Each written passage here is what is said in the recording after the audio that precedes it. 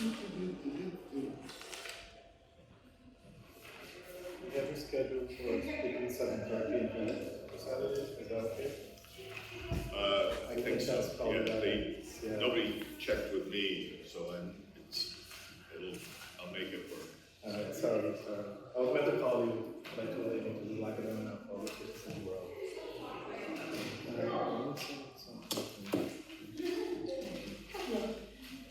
Hey. Hello. Here.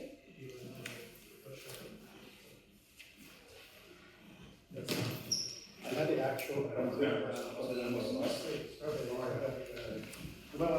actual? Oh, no, my mailbox. So that kind of, Yeah. Even though I think those numbers are a little low, because you don't include some of the prep time. It seems to be it's the expenses for that day. In fact, we spend, Or our part-time is done with staff people that are working. right, but that's still, I could give them other things to do. Oh, yeah.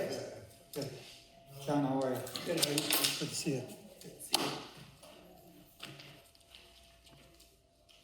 What is this, Mr. McDowell? those are actuals. Okay.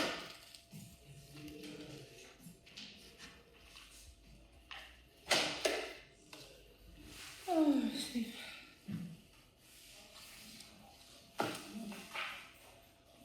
Don't forget how to leave at 6:45. Oh, Not that time, so you just don't want to.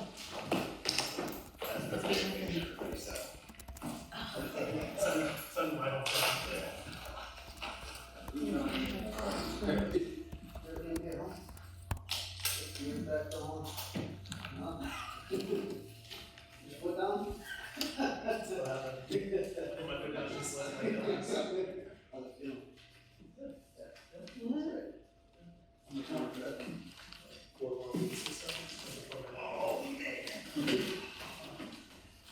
Yeah, you think the county didn't was canceled? She didn't get her check back. And you said to call him, so I said, well, I'll call him and let him know about the resolution. Oh, it's a resolution. Oh, hey. Oh, thanks. Yeah. Is that okay? Oh, yeah. Yes. Mayor, oh, is that Anthony? Did you meet for Anthony? Yeah. What's that, Chad? Because I'm not pretty good with one.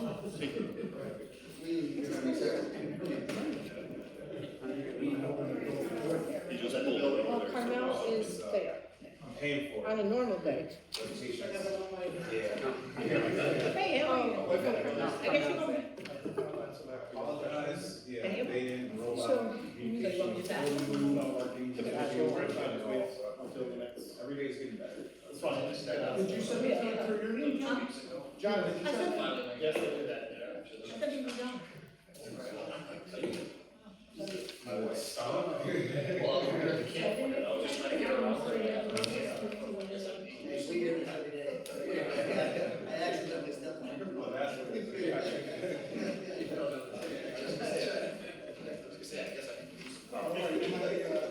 Taking over a little bit of your space here, Dave. You're already here.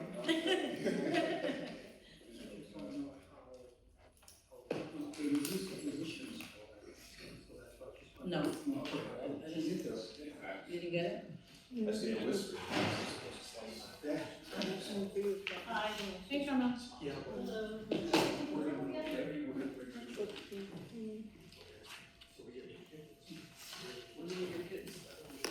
Hi. 10:27 actually. Should be moving there this morning. Anthony. Yeah, I said this morning. 10:27 this morning. I got all the other ones, I don't know how I did that.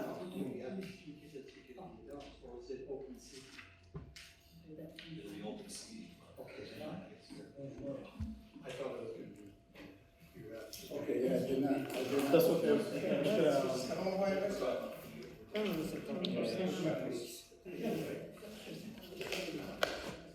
you lose your phone?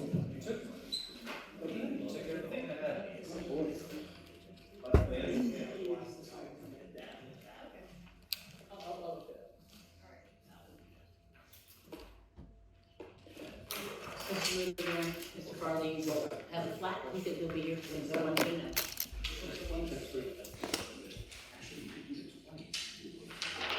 Oops.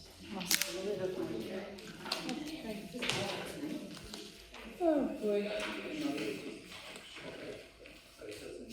You supposed to do rules, or just in general? Or combine questions? You work combined with the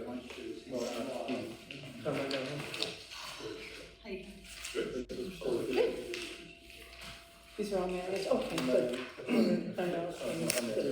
Oh, they're right here. In your box.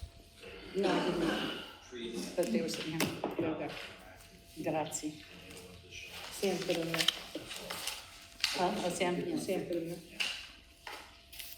So you're giving them tickets, but they got like tickets for the. Oh, should I come in?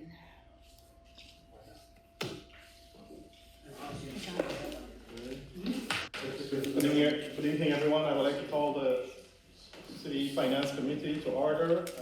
We are discussing the 2023 budget this evening. And this evening we'll be touching on revenue, the City Council, the clerks, the mayors, the law department, judgment, claims, police, fire department. Mr. Tony has to go first.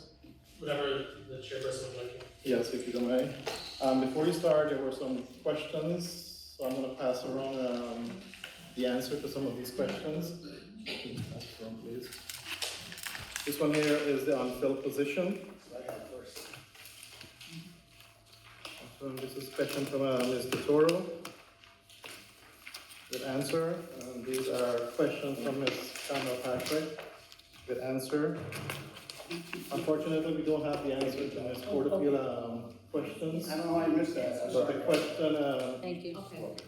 we have that, so we'll try to get that in as early as possible to you. Yeah, I'll ask them and then, yeah. Okay, yeah. You should have also, Do I have a copy of that? Oh, Or you pass it? here, yeah. No, take, we can make another. can we make, Oh, here. Oh. sorry. Carmel. That's Damani's, I think. So. We also have the question that was asked from the clerk's department for revenue. Coming. Did you get a copy of those? Okay. Got them already? Okay. This is in our package? Yeah, I think. Oh, they put a lot more in there. Thank you. Job description was asked, but we only have 2 copies. So I will make, Carmel asked for a job description. Just the top sheet for the mayor. Carmel asked for a That's job right. Just description. the top sheet for the mayor. Yep. Thank you. For the innovative or something. Yeah, just the innovative thing. Yeah, I got them both, the ones, both. yeah, just 2 copies, so I will make copies after I do Okay, this. that's If you fine, don't I mind, or just- you want me to make copies now? No, I just was wondering what the Okay, job I have was. both on here. Thank you. So that's- I figured when we do development and the other one. Yeah, this one's the Review that one. question.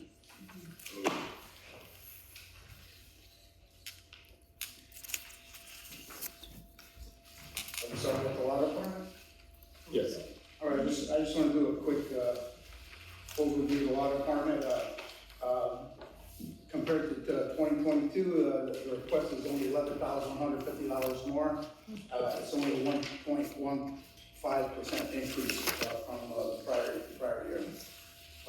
Andrew, anything you have to add to that? In terms of the overall numbers, no. Your department as a whole? Sure, certainly touch on that. I know there were some pointed questions. We have not filled the deputy corporation counsel position. It has been vacant this year. Obviously, we're looking to fill that position. One of the questions, pointed questions related to the increase in that salary.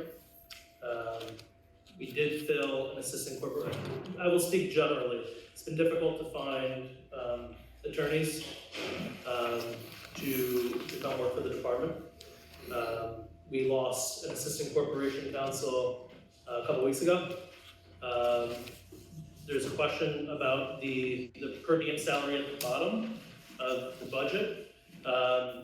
We're we have an assistant corporation counsel who's part-time, who works approximately 15 hours or so per week. Part of that was related to his pension and retirement, because he previously worked at the DA's office.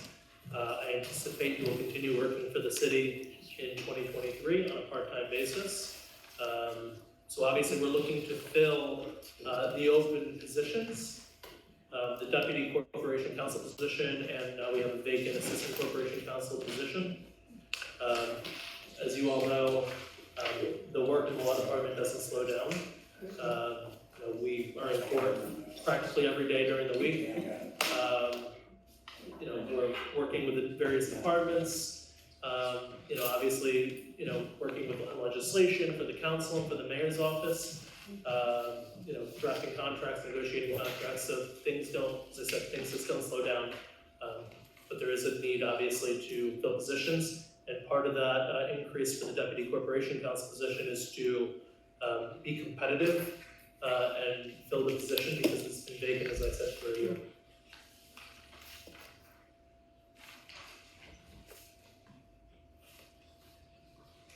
Any questions on this section? Go ahead, please. So with the vacancy of the recent assistant corporation counsel, are you anticipating any changes to the overtime, or how would that affect?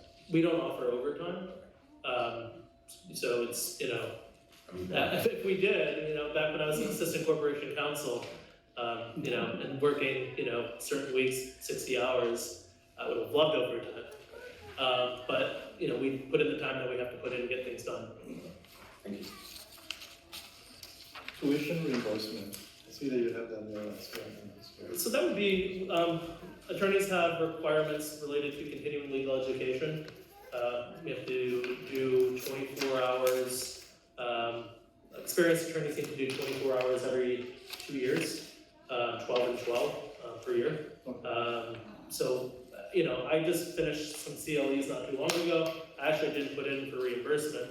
It's there so that attorneys can, get the and it has to be relevant to our practice. It can't be, not-for-profit CLE. It would have to be something relevant to the type of work we do. But it's there for reimbursing those continuing legal education credits. Did you expend any money from last year's? I don't believe we did. We may have. Not in 2022, but we've had in 2021.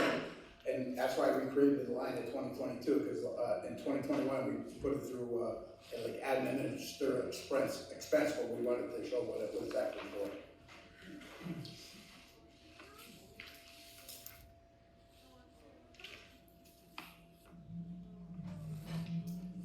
Any other questions? Go ahead, Ms. Cook. So line A, 1420-100, Assistant Corporation Counsel for ARPA. How do you anticipate paying for this position in the future when there's no longer ARPA funds? To be frank, I don't know. Looking at this, it says $91,800. I believe that this position is currently filled. It might be by Mr. Marnie, by Chris Marnie. We have an open position right now. In the past, obviously, the council's aware that, we had, I think at one point, maybe 6 attorneys working in the office. And, it's, as it stands right now, the budget includes 5 positions. It's something that would have to be addressed in the future, certainly. I don't know if we can really whittle away the number of positions that we have based on the need. That's something that would have to be explored, I think, in the future, right, for, 2024. And something that I'll talk to, obviously, Anthony about and the mayor to figure out how to, make it work. I have 2 other questions. The per diem salary line, what is that used for? Per diem salary goes to an assistant corporation counsel who's part-time. He's paid hourly, doesn't have any benefits. He's retired from the DA's office. He works, as I said, about 15 hours per week. Does a great job too. I'm sorry? Does a good job too. Yes, he does. And so would you cover judgment claims right now? That will be, Okay, Right. so, I beg your pardon? I can ask that question? no, when we go to that section. Alright. Those are all my questions. Apart from attorney, you have like the record access officer, code enforcement specialist, confidential secretary, PS3. Do you have anybody else working within this department here that is utilizing your budget? I mean, Do you have anybody from OGS I that don't, is under your budget? I That should be in OGS?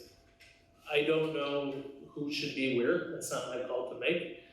We have, obviously, the assistant corporation counsel positions, the deputy corp counsel position, my position. The record access officer is essentially like the FOIL officer.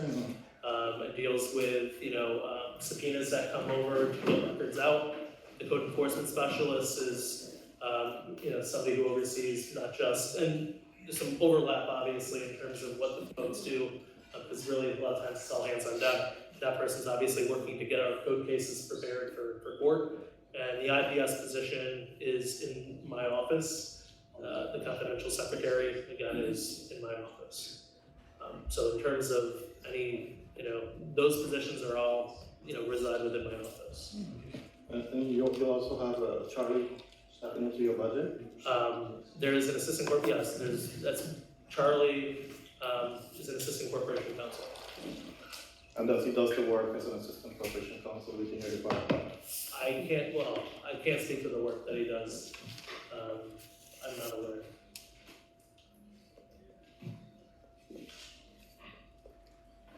Well, I took and hired him, he's an attorney and has broader scope on a number of projects.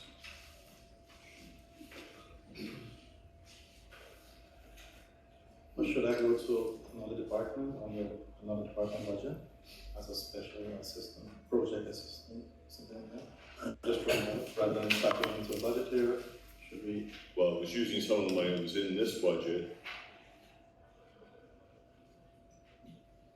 Are you asking to reduce the corporation council budget office? No. So where people get assigned is one thing, it's what the budget numbers are something else. For the job description and what the type of work they're doing. That whole thing would be a separate presentation in terms of what we're doing. There's been some discussion on the modifying the garbage fees. I've put forth a proposal, which is more generic. Also, we've had meetings with the council president and other staff members looking at some of the problem, the staff refers to as jackpots, where people will literally put half a ton, 2 tons of material out, and it's how do we modify our fee structure or collection process to allocate costs to those problem properties or situations as opposed to the general fee structure that we have in place for what I call just the normal recyclables and the garbage that people put out. So Charlie has been working on that as part of a bigger project. No, let me rephrase my question, is that I'm not looking to downsize the law department, I'm just looking at, so rather than having him in the law department, why not move him out and put him into a different department, free up that line so the law department can hire an actual assistant corporation counsel to function and to assist within that department? Well, if we had attorneys, I might look at that, but right now, that's who I put where. So. Any other question for this section?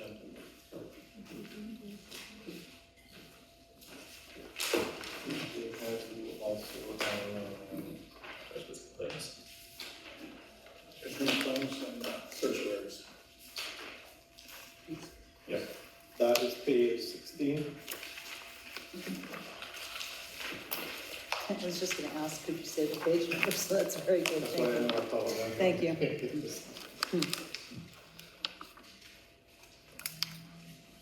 As you can see, we kept it the same as 22.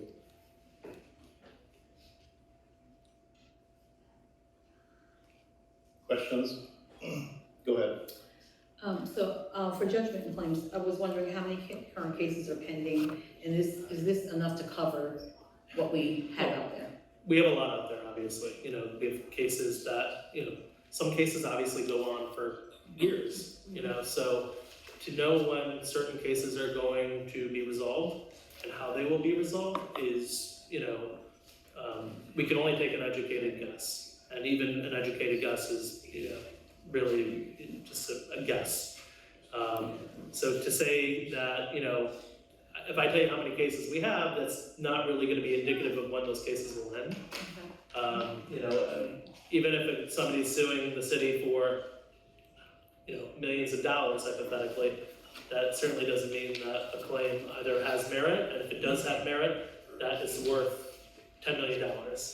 It can be worth substantially less. On top of that, even if we have, depending on the type of claim it is, obviously, the city has insurance, and in most cases, we would be covered, you know, anything outside of our deductible. Our deductible is $100,000. So, you know, even if a case, for example, settles at $1 million, that would mean that the city's only responsible for its deductible in generally every instance. So I don't have the exact number of cases that we currently have pending. I don't, you know, there are certain cases that, you know, that will probably arise during, you know, 2023. There are certain cases I'm sure that will be settled during 2023.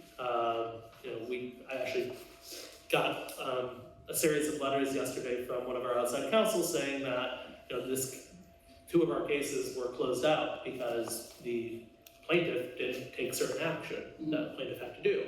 I didn't anticipate that happening, but it happened, right? And that's good for the city in terms of potential liability. So it's really hard to say exactly where things will fall. I don't see any cases on the horizon that are gonna affect the city's ability to pay its deductible, or anything outside of, a case that would be outside of our insurance coverage.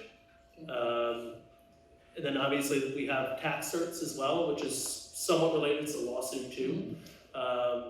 Again, we have some big tax certs that are out there, but, you know, some of them may turn into, you know, they may not go anywhere, and some of them may not be resolved during the course of 2023. So again, it would be hard to say exactly how much we need to allocate for settlements or for lawsuits. It's, you know, really a guessing game, and I think generally we've done pretty well with anticipating, you know, what the cost will be. So, thank you. Yeah. So, then do you know our year-to-date for 2022? How much we've paid in I don't know the number offhand. We paid. I can't tell you offhand, but I know it's about 100 and some thousand, because I know we just paid that. I mean, obviously, the city council's aware of certain cases that, you know, we've settled where it was, you know, the deductible had to be paid.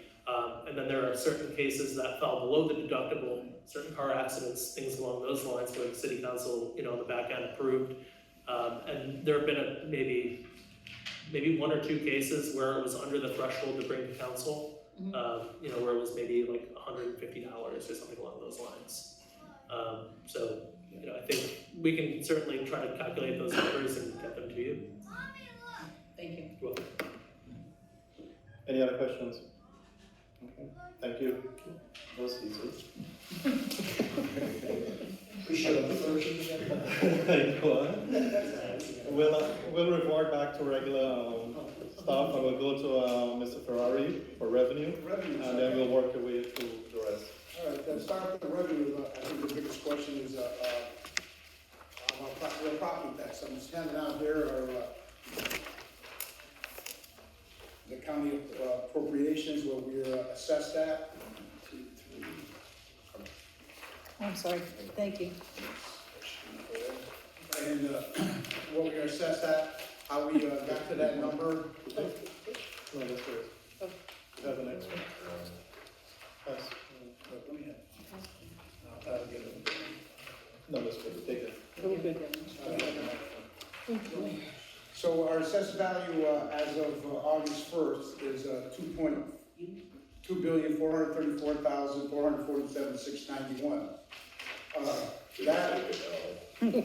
That number is not our final number. That number that Molly closes out on is in mid-November. So we're actually passing a tax bill, an assumption that it won't change. We're looking at the estimate we're looking at the estimate at that number, and we feel that because of that, there'd be no, oh my God, I give you the wrong numbers, hold on here.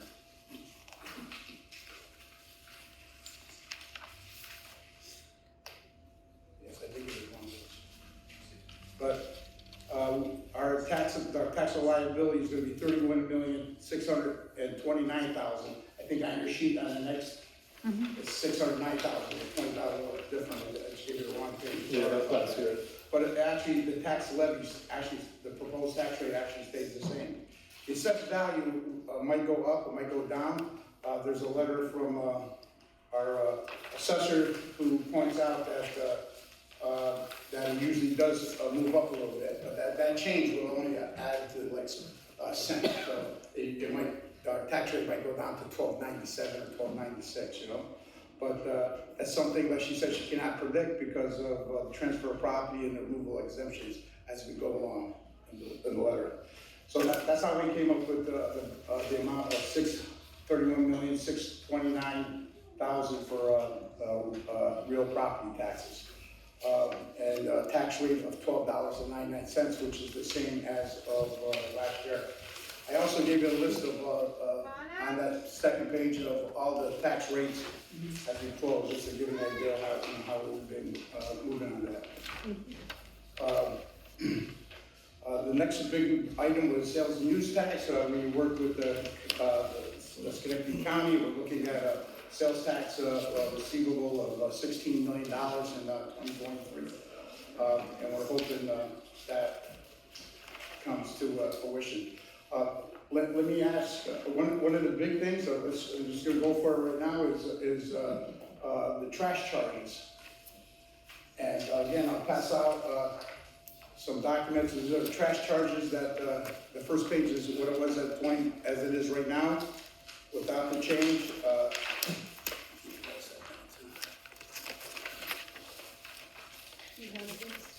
Thanks, sorry. You have one? Not yet, I just couldn't find it really quick. Give you another one, or you got it? Yeah, baby. We will use them.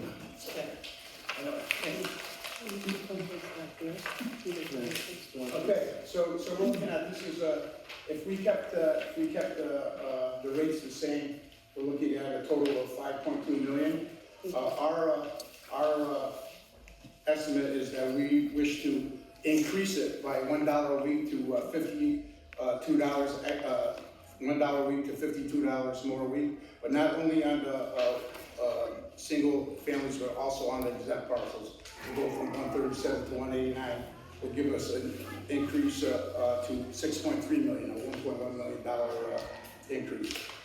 On the third page, I'm just trying to show, the third page shows the budget of 22 and the new request and what it costs us per year to run the waste division. As you can see, we have a shortfall of 413,000, and that doesn't include the indirect costs like general liability insurance, doesn't include the fuel for trucks, electrical, heat, or repairs. Okay, and the next page, one of the more reasons why it went up was we had for the waste employee raises. In 2020, they were getting paid $17.90, and as of 2023, they'll be getting paid $23.32, which is a $5.42 increase, which is a 30% increase in employment. These guys have worked every penny. I'm not saying, but I'm just saying this is why we need to increase our rates. It's because not only does it cost more to have these guys working, but also costs more for the fuel's going to double up, all this other stuff. So we're asking a simple $1 a week more.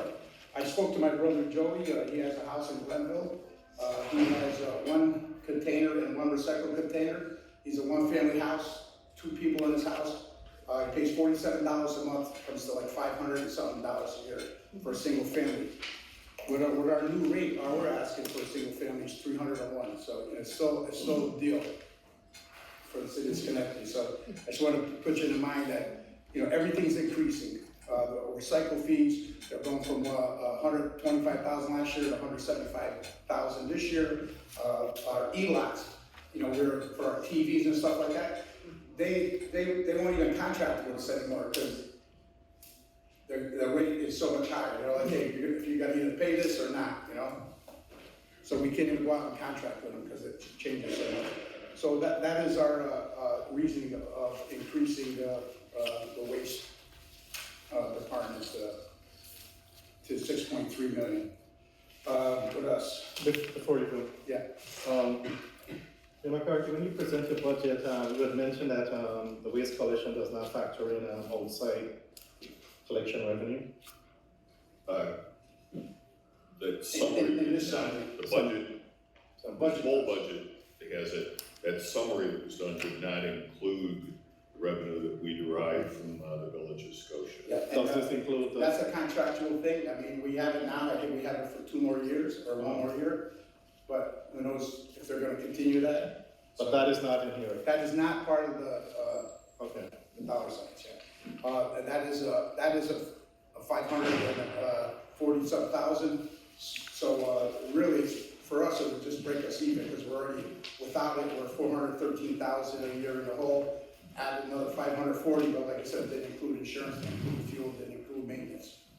So 540,000 per year, we have 2 more years with this Yes. contract? Yeah. In fact, they called me today. I called them today to make sure where they're at.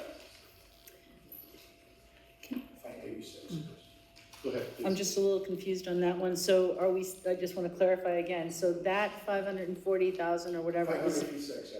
It's not. that It's is not here, factored- It's not factored into that page, but it is in the budget. but it is in the budget. Yeah, that's what I wanted to make sure. But I'm saying that since it's contractual, that could leave us at any time.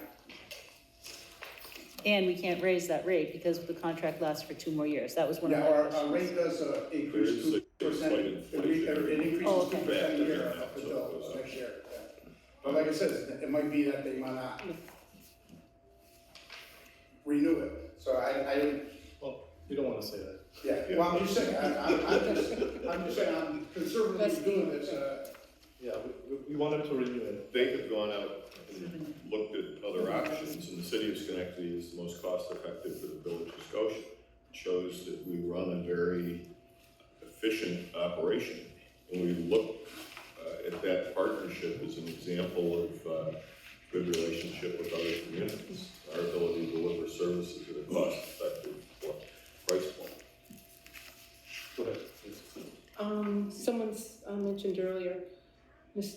Porterfield Marion is working with someone, so here you have a single person, senior with 1 can, and then thousands of packages, trash in front of another house.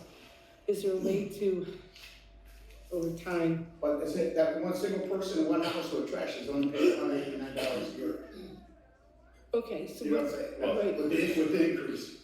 No, not, I don't have a problem with the Oh, increase. okay. I have a problem with people putting out, 1,000 bags of trash. And that's what we're looking at, That's is the how jack to do that in a Okay, cost-effective manner that we can manage and enforce and good, put in. that's my concern.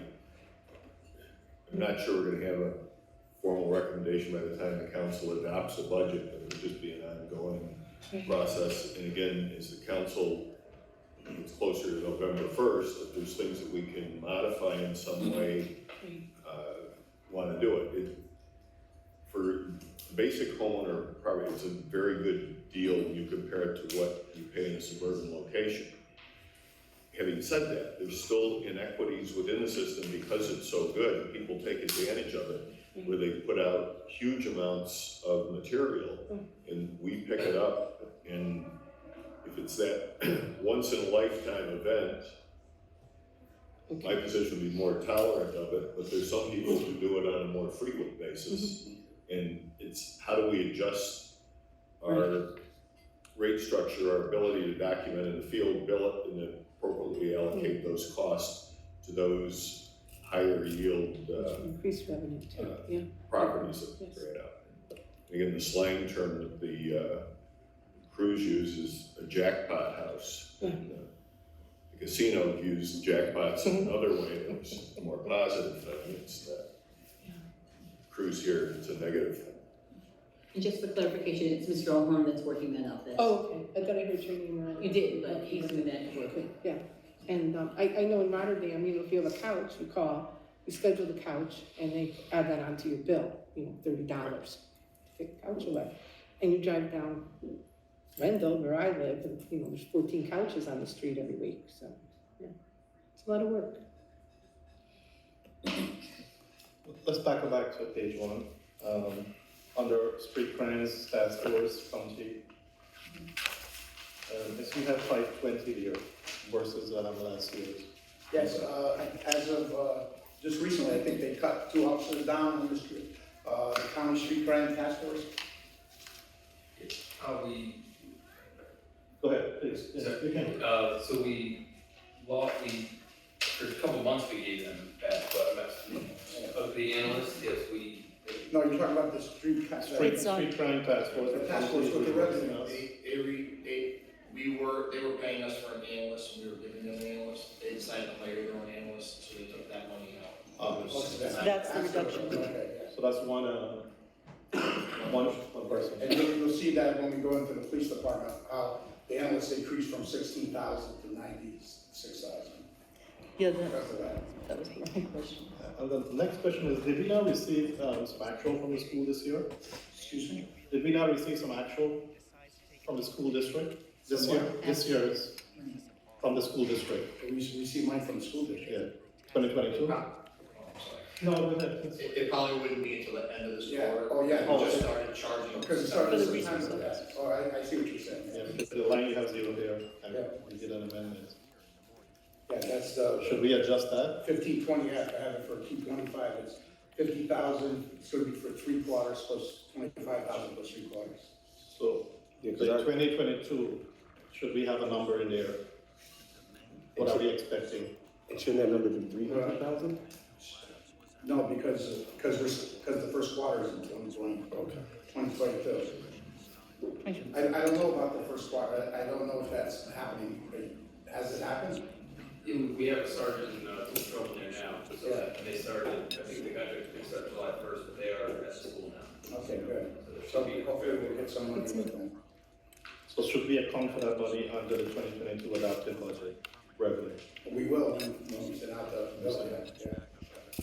When we did the adopted budget, it was not part of this, so. 2022 or 2023? So we're looking at, so we did the 20. We did an amendment to Yeah. receive that money. Yeah.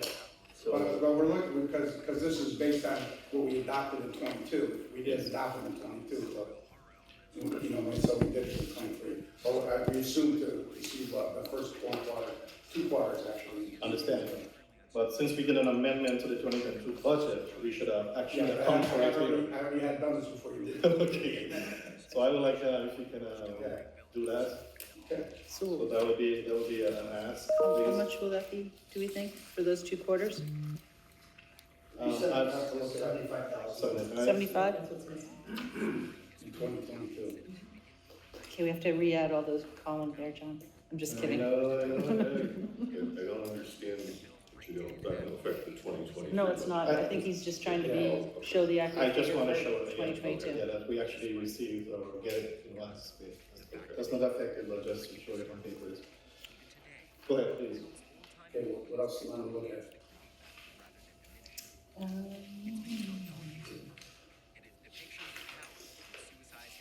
Okay, Someone asked a question about hazmat.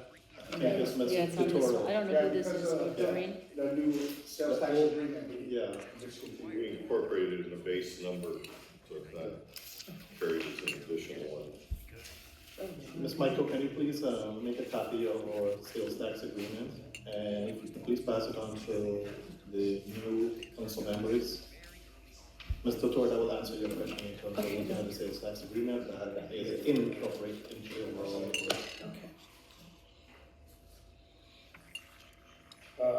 When is only things I have, I know you're all interested, is how we came up with $5.8 million in ARPA for 2023.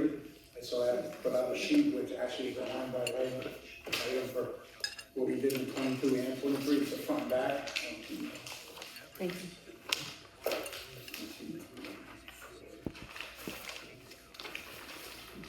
Everybody got one? No, I don't. No, I got it. You have one? I got one coming. Here's something. You don't need it? Oh, I don't have one coming, I'm sorry. I was gonna give you my copy. You need another one? Look, this is plenty here. Oh, here we go. Okay? Yep, thank you. There's a line by line item for all the ARPA that we have in the budget, front and back. And actually, you can trace right back to most of the line items.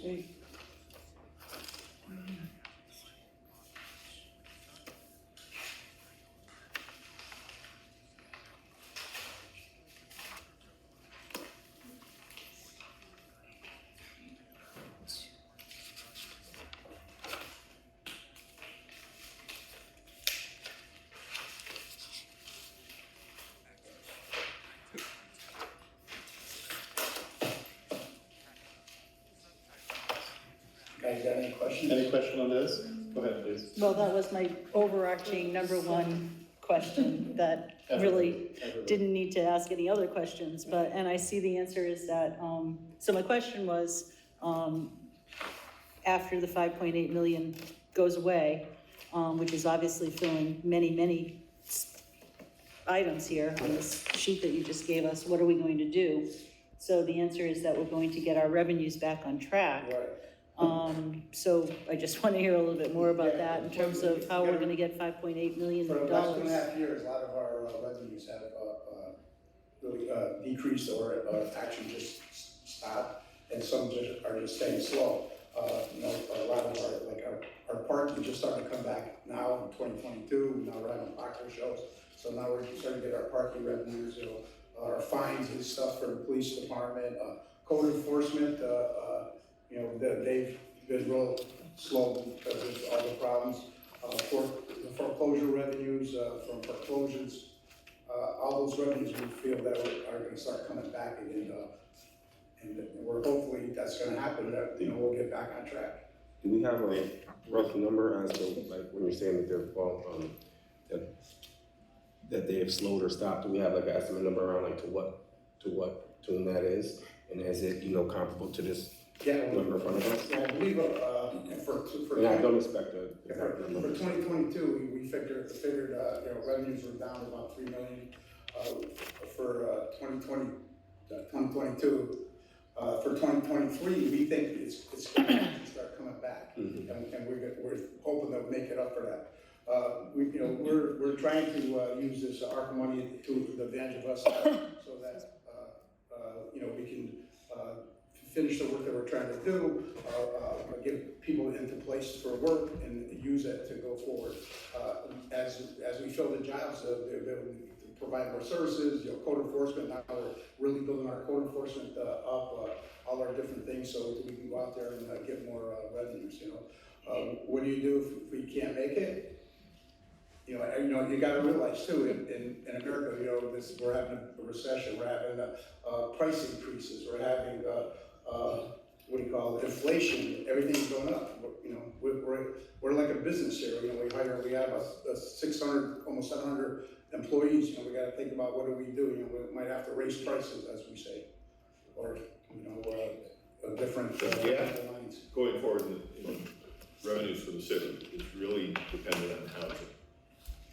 We haven't done foreclosures for almost 2 years now. We're going to bring those online.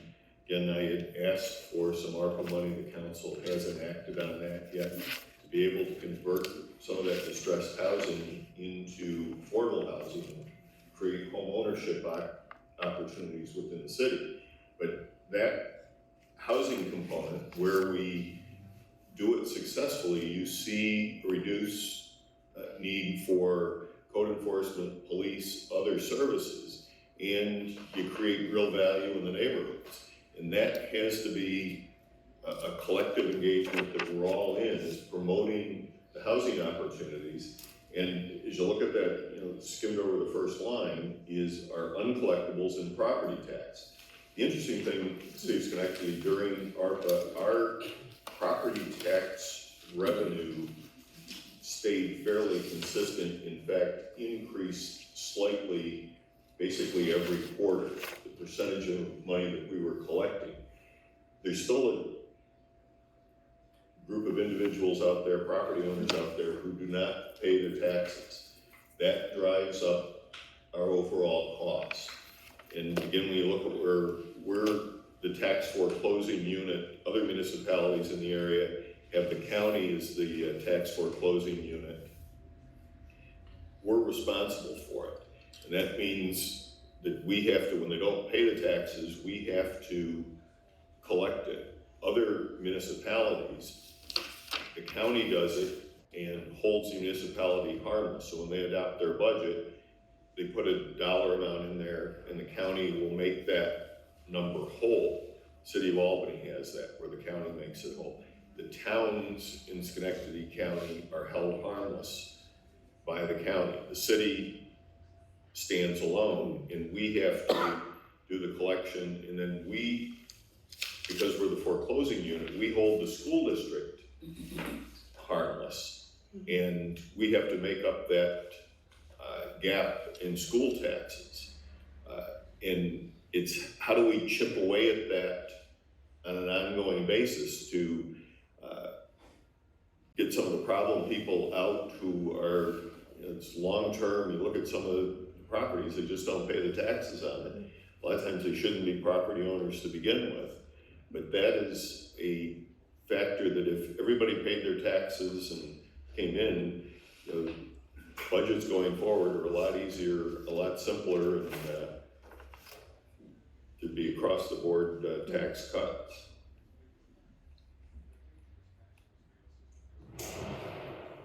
Any other questions? Just back up a little, the cannabis excise tax. Right, that's from the state. Oh, I want to know how you come up with that number. From the state. From the state? Yeah. If that's all they can give us? Well, it says, they're gonna start doing stores early in 2023. I asked them, and they're very sure that's an authority or whatever is associated over there. They're pretty much, they don't have a lot of things in place. And they gave me that estimate for the first year. Where is that? Last page, page 5. Yeah. Yeah. To the top.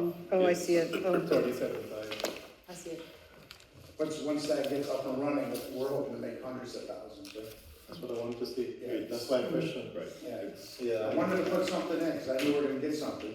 If we get surprised and we sell a lot. We'll get some number, I don't know what it is. That's the number that's. We gotta get a year under our belt to really have good predictions. It's better to have a conservative estimate. Yeah. Mr. Mayor, I do have a Go question. ahead, please. So I just wanted a little bit more clarification on the revenue. You said, you kind of gave an overview. Are there specifics, could you show us specifically where we had that loss in revenue over the next, not right now at this moment, Yeah, right now, so that we I think had that- something to compare this other number with, that we're projecting that we're gonna be able to recover in the next Well, couple of years. interest, like for instance, interest on penalties, we're looking like $100,000 loss. We're looking at, franchise fees, we're looking at probably, we're estimating $50,000 loss.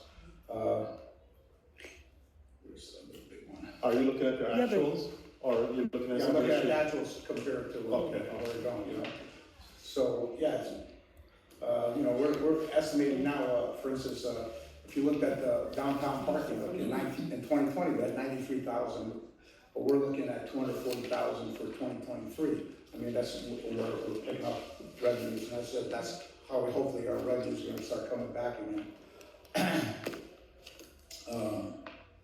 Our towing surcharge, we're finally making money on towing, thank God. We're looking at raising like this cash, 150. We went from, for instance, 2021, like plumbing and licensing and electrical from like 190, 180,000 down to 150, and now we're actually starting to bring those back to like 175. Now we're raise them, but we're saying there was a loss, and we're hoping in 2023 we start the process of increasing those revenues. Mr. Moran? Go ahead, please. So when you do that, when you do give us this more specifics that Ms. Porterfield just, it would be interesting, and I'm sure I probably have it at home, but to also include the 2019 actual revenue, because that would be pre-COVID. So if we're projecting that, we're gonna get back to a certain level of revenue, it might be interesting to see what was the revenue in 2019. Because looking at 2021, well, that's during COVID, so we can't really make that comparison just looking at this. Because, I want to say that I'm totally in favor of using the ARPA funding for the purposes as outlined on this sheet, but I just am concerned, especially when it comes to the staffing issues, what happens to folks if we don't raise that revenue? Because now we're gonna be hiring people using ARPA, and. So most of those positions that were using ARPA for were positions that were never filled Yeah, well, in that's what I 2020 because of 19. Sure. So they were there. Those are positions that were there. Yep.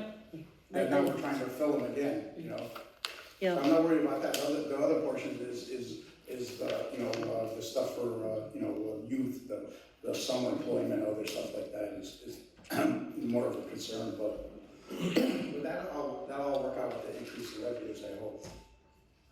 Yeah. So let me recap, so we're asking for an actual revenue breakdown Yeah, from I think that's not a 2019 problem. to From 2019 to 2022. 2022, up to date. Just adding a column here, And I'll do it, I can do it tomorrow, I'll send it off, I'm gonna send it through email, right? Thank you. Any other question on revenue? Yeah, just wanted Go to know, ahead, what is the lead hazard reduction grant 80/21/80? Oh, our lead grant, that's what we have through the federal government, is we actually go out and sponsor, we go out and find homes that have children that have lead in their homes. We go out, we test, and when they are eligible, we actually have a grant to go in and we do take all the lead out of the housing. Who actually does that work?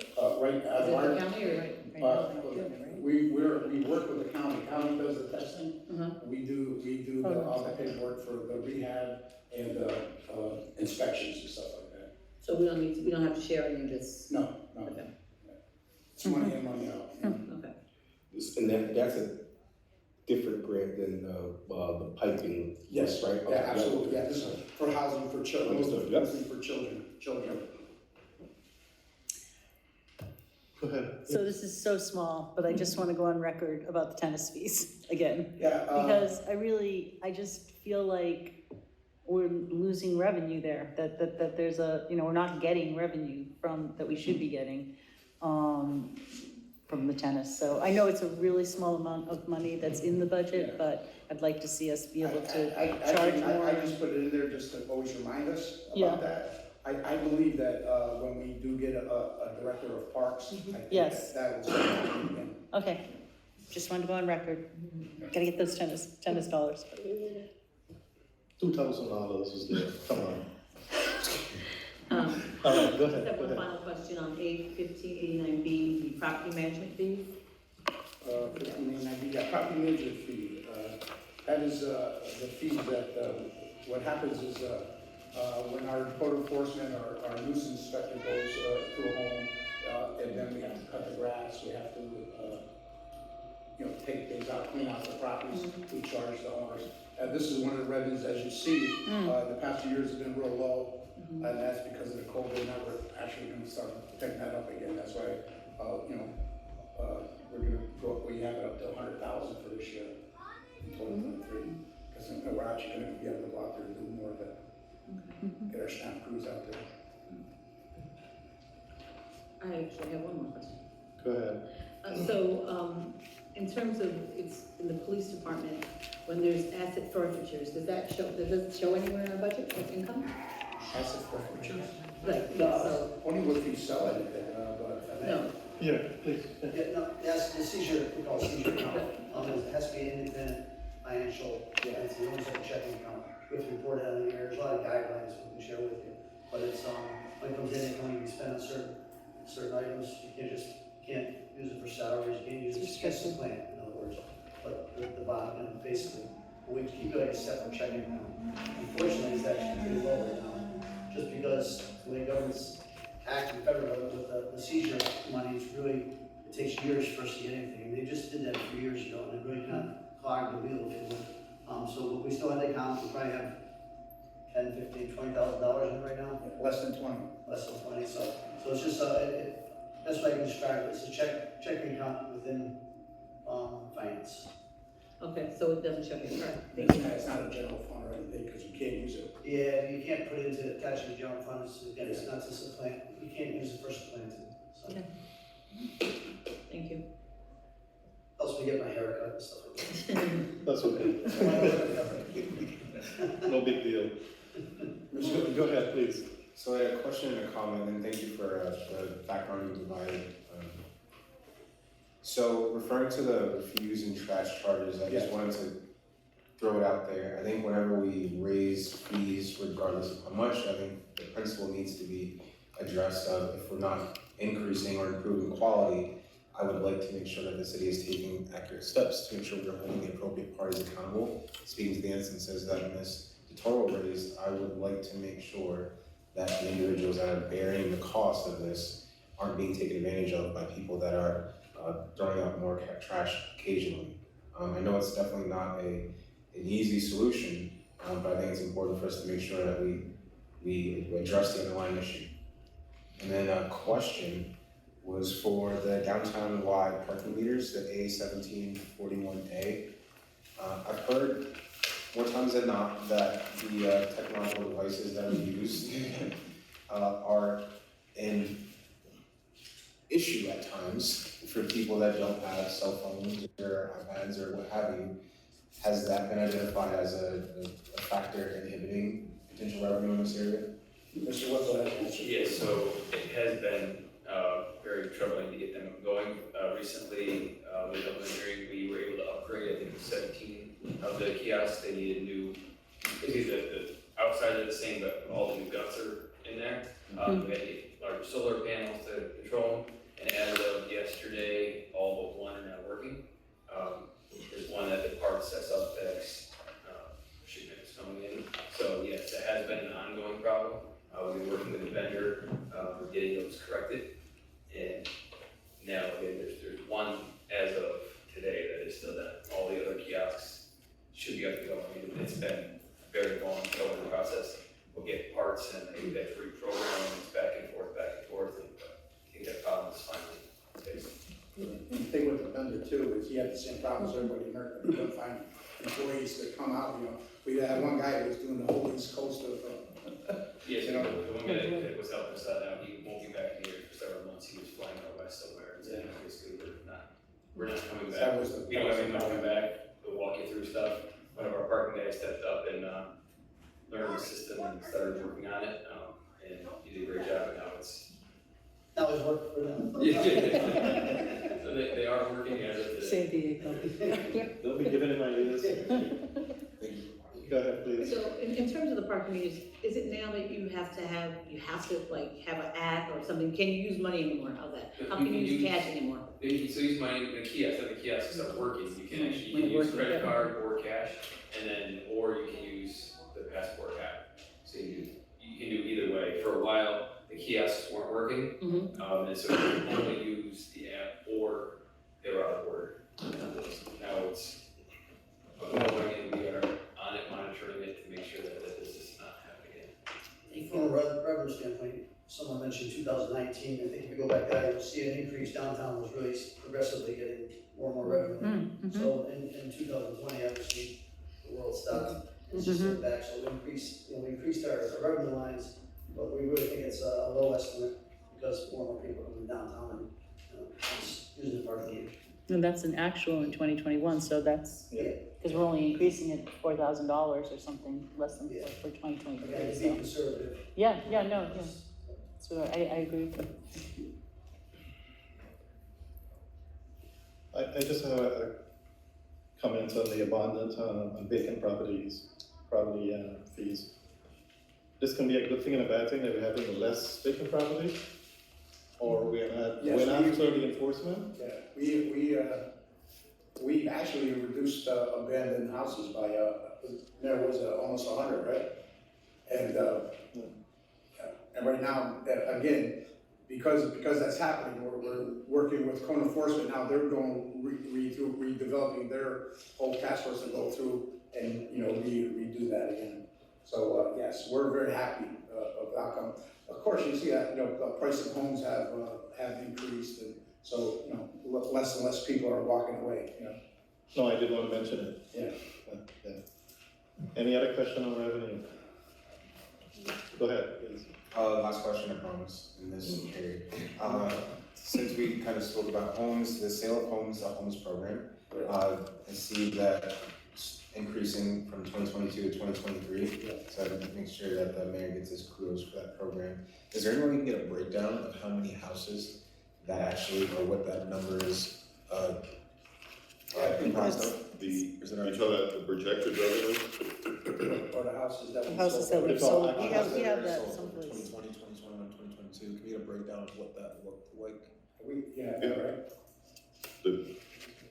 The historical one, we can give you the projected one, is we haven't done the foreclosures, there's some wiggle room still left in terms of the actual ones we're going to take in, but believe that they'll be in a better condition than what we've been doing historically, and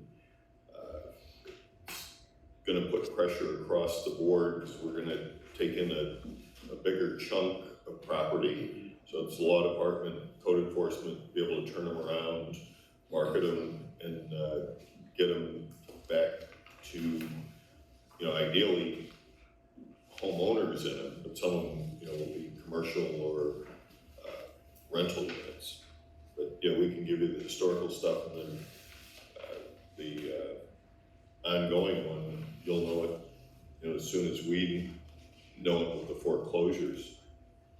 You probably saw the paper today, there was our foreclosure notice in the newspaper today. Yeah. Over 400 properties. Yep.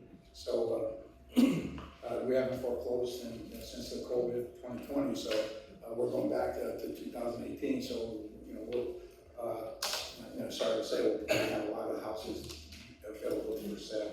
Yeah.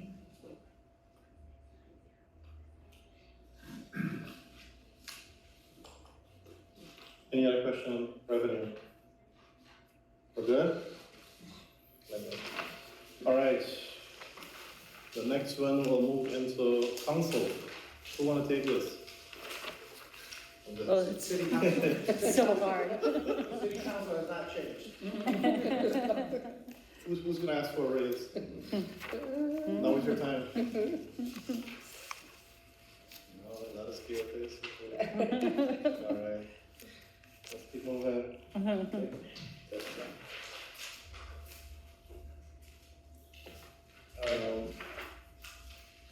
As Winnie's page, we can do the mayor's office.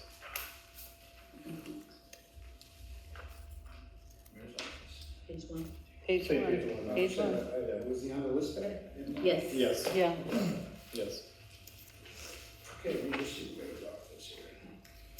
The mayor's office, his budget is increased by $11,858 at 3.23%, and that's mostly, the increase is mostly due raises on his staff.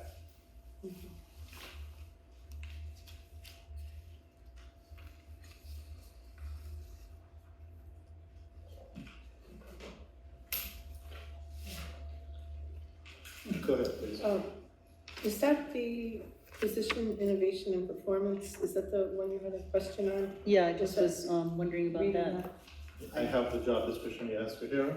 You can Can I look just and take a have it, quick and look? then if anybody else wants to. Okay, thanks. See it since you had a question on it. Just On this? go into the, Oh. it's the same. Oh, so it No, is, no, it's, it is a data analysis. I wasn't sure, so this is sort of data analysis. It's a major component of it. Yeah.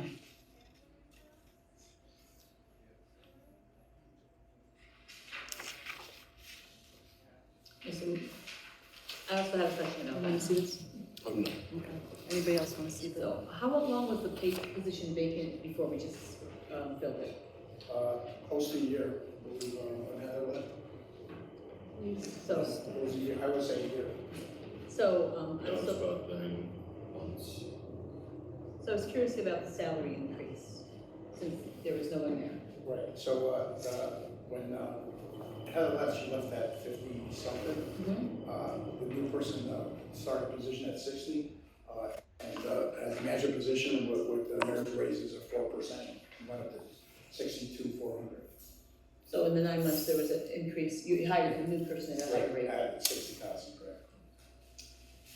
And like similar question for the administrative assistant to the mayor, is are also a vacant position right now? Right now, it is correct. So there's also an increase, so we're anticipating hiring? Yeah, because when we put the budget together, she was not, we were anticipating. Oh, We okay. didn't anticipate her leaving, So we anticipate hiring a new person at this rate then? probably at the. That's my goal. Whatever rate the mayor wants. Okay. Less is more, right? Just turn to the next page and just the top there. Just go through these items. Well, I didn't hear you, well. Next page, page 2. Next page.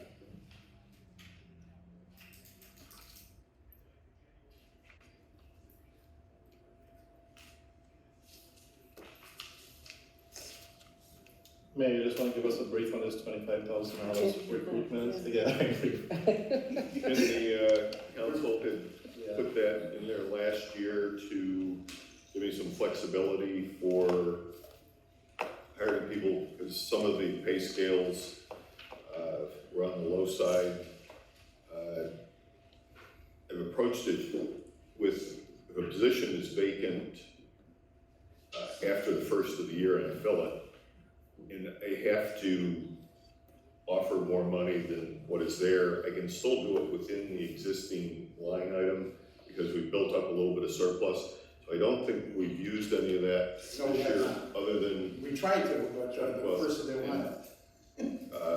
we also was, thought we charged a little bit for advertising out of that for That's what I was LinkedIn or one of the, that might still be in the pipe. There might be some nominal charge out of that, but I'm looking for the council's consideration to leave that in place for 1 more year so we can stabilize the workforce and be able to hire the position across the board. No, I just want you to mention it for at least the new council members to get an understanding of why we put that in last year, to give you that question. Any question? Go ahead, please. So an example of how you would use that line would include like just going higher on the pay scale. Is there any other? That is what it's there for, but what looked at is, so if somebody's at, salary's at $52,000, the position is open for the first 3 weeks of January, I could offer $55,000 and still be within that budget, so that I would not have to come back to this line. And again, I try and be as conservative as I can with hiring and spending money. And, sometimes that helps me, and sometimes it doesn't build much morale. Thank you.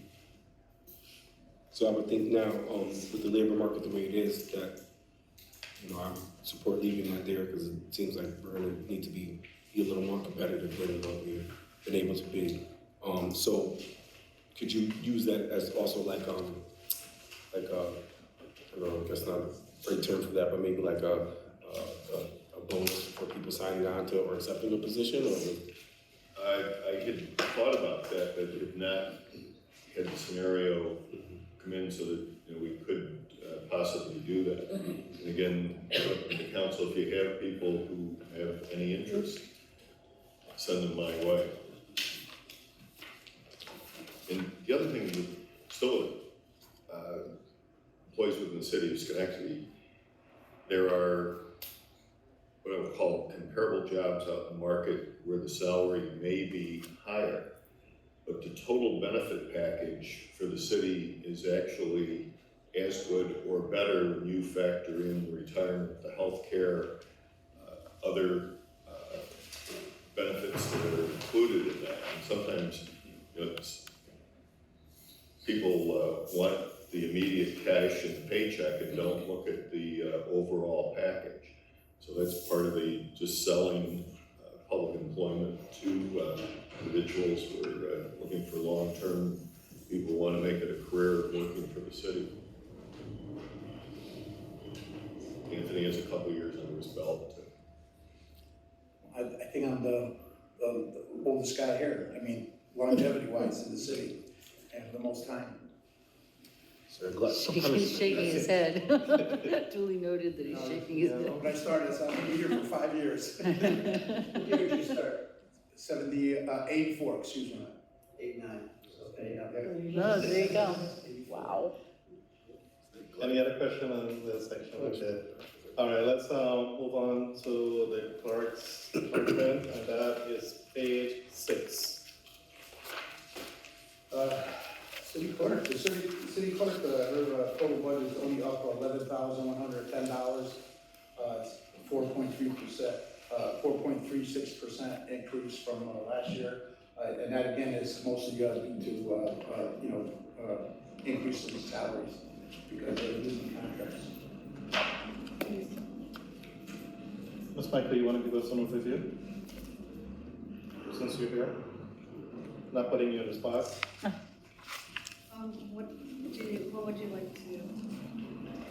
Well, I see there's a deputy registrar position that I asked for to be filled, that's not in there. I'm sorry, could you say that again, please? Deputy registrar position that's in there that hasn't been filled. Okay. I wanted to have that filled, so I have another person in there that's responsible for all the vital records. The position, the difference between the IPS 3 and the position for deputy registrar are the civil service classifications are different. What would the registrar, would that be a CSA position? Yes, also the service. So can you dive a little deeper and give us a little bit of like a summary, what's happening in your department in terms of, like what you do on a daily basis? Not you, but your department. It seems that services have increased because other municipalities are now closing to leaving services only for their municipality, so they're only serving the residents in whatever city, town, or village that they're doing, where we are open to serving everyone in the state, regardless of, specifically marriage records. So we're getting an increase with those. Everyone's coming in, and they take a while to process. So there's more time, more people coming in. We have people coming in, sitting and waiting, because even from the city coming up here to get something done.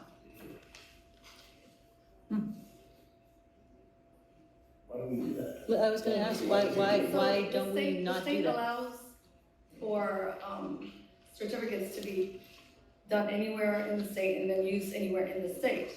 But certain municipalities now, because of COVID, have limited it to just their residents. We have Like a marriage certificate, for example. I thought that you had to have the marriage certificate in the jurisdiction in which you were going to get married. anywhere in the state and use it anywhere in the state. Yes. But is that a point of revenue for us though? Yes. Like, It is. Yeah. it is, so, That's why I haven't limited it. yeah, so the thing is, but you need someone to support that process and we can do it a little more efficiently. Yeah. Is that what I'm saying? But right now, the IPS 3 is doing that. She is, but that isn't the job description under the civil service. Could we petition to change the job title / position responsibilities through CSE, through I know I used to have to do that all the time at the community college. We could do that, but the issue is that we still need the body, because we are getting increase in requests and customers coming in.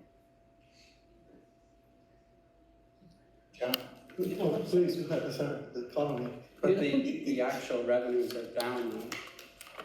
So, kind of doesn't add up, I guess. Because in 2019, there was almost 10,000. This year, we're at 6,000, last year, 8,500. What about papers there? What do you mean, So many and what? papers. For marriage licenses. So it doesn't equate. Licenses, oh, yeah. 2022 though isn't a full year, that's up until, I think, August. September. September. You gotta remember too, on So that if too, we even go out in that quarter, it's still only 8,000. you also have to add in the 4491 from marriage fee. It says marriage fee by mayor, but that's not really what that is. That is actually marriage certificates. That's where the Bureau of Services put it in. So for marriage license and certificates, we need a combination of the two, right? Yeah, so that really be 10,400. That's roughly around the same. Yeah. I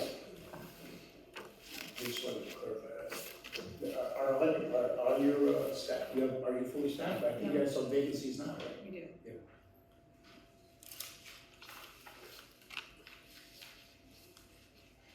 What would be the salary for the temporary register? 30, no, it'd be up to the 47,570. That 47,570, that includes the 5,000. So would you take the 5,000 off, make it 42,570? If it's just a better register, I mean, the IPS 3, Yeah, it would be remote. so that'd be, and so then the register would be making 42,570? So the IPS would be making less. Yeah, IPS would be 42,570, and then the registrar would be making 42,570. They be the same grades, 22? I'm not sure what the grades are. I'll look it up, I'll let you know. On the marriages too, the budget for the mayor's office for revenue for marriages that I perform under some situation, I'm entitled to keep that money. I've never done that, have just put it back as a revenue line item in the city.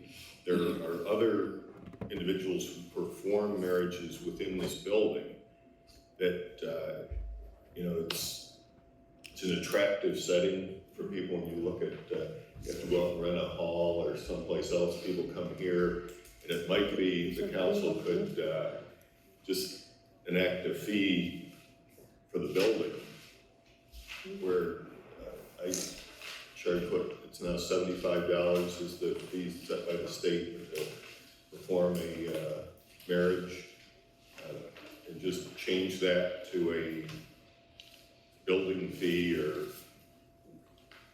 permit fee. Again, it's still a very good deal. It's a nominal thing, and we accommodate individuals coming in to, you know, right, move around, do the photographs, and make it a good experience for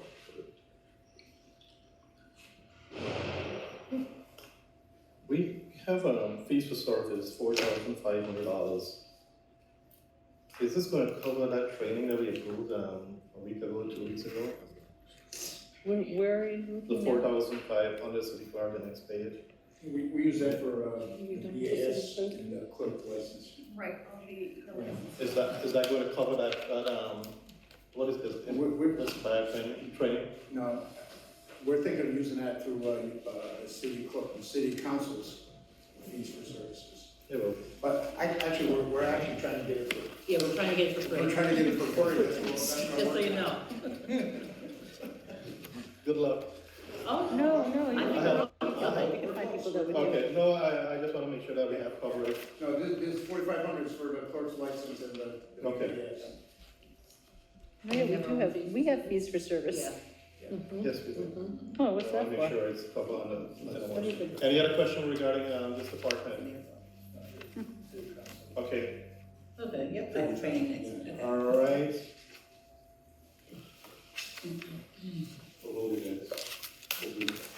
So we'll move to the fire. Because we,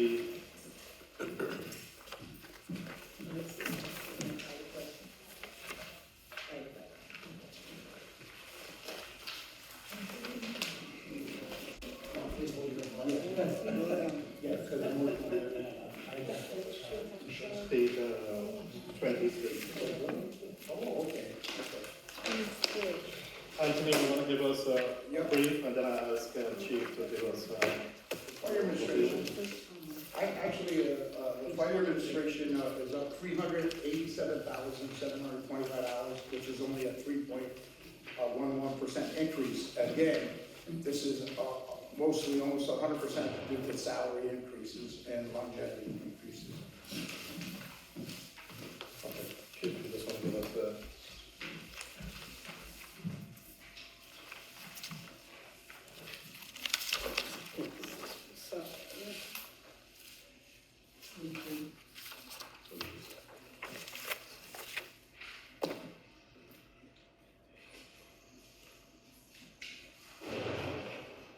So like Anthony said, the increases are in salaries. There are some lines that have gone up. And some of them are one-offs. Some items that we have to purchase this year or 2023. For instance, are a ballistic vest have come to the end of their life, and that's a $50,000 increase, or $50,000 bill that we'll be looking at. We're looking at a new reporting system, and it's quite expensive. We're not settled in that we're gonna be purchasing this one, we're still doing our research, but we budgeted for it, and it's a $25,000 just a setup cost. And then, it is gonna be a little more expensive than the reporting system we have. Some of our other cost increases are due to, inflation and supplies and whatnot being costing more. For instance, some of our medical supplies are up 30%. Some of that is due to some changes that have been made in the medical field. Typically, years ago, if you went to a cardiac arrest, you would get there, you would assess the patient, they were in cardiac arrest, you would treat them, you would package them, and you get them to the hospital. That has changed now. Now you would treat them at their home. You get to a certain point where you feel you've done everything possible, and you would call a doc, and you would get a secure order, and you would leave the patient there. And what that translates financially is all those supplies that are used on that call, which is quite expensive, you're not reimbursed. If you brought them to the hospital, you could restock your supplies there. If you leave them at home, you can't do that. And for instance, just one item that you might use is a needle, special needle. It's called an interosseous needle, which is the go-to in a cardiac arrest because it's quick and it's almost foolproof. It's very expensive. Each one of those needles is about $120, and you're not getting reimbursed for that. So a cardiac arrest could cost you $400 or $500 that you're not getting reimbursed. And we do, I don't know the exact number, 100, 120 a year. Another one-off is some equipment that we need. Our water rescue suits have to be replenished. They've come to the end of their life, and that's a $13,000 cost for this year. Another item that's a one-off is we're establishing a TEMS team. It's Tactical Emergency Medical Services. We'll be working with the police, providing a paramedic when they go out on their SWAT missions. We're splitting the cost with the police. There's an initial startup that we need some equipment, and then in future years, there'll be about half of that cost for us. So that's an overall of some of those bigger items. Okay. So we can start from page 23 and just go through, and if we have questions, we'll just throw back. Yeah. Ms. Williams, you had some, you had. No. So to your immediate comment about the cost of the needles, and thank you for providing that overview, is there any opportunity for cost sharing with our local hospital? I imagine that might have come up. No, not really. They're looking to cut their costs. I was just gonna say. We've had a great rapport with Ellis and other facilities where when the patient is transported and transferred, they would reimburse, I shouldn't say reimburse, but restock at 100%. And, now as the delivery of services is changing, we're gonna bear some of that cost.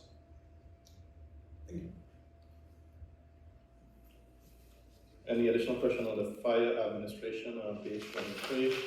I have one question for the finance commission and the chief. It said that all staff can get a 4% pay raise and we stiff the public safety commissioner.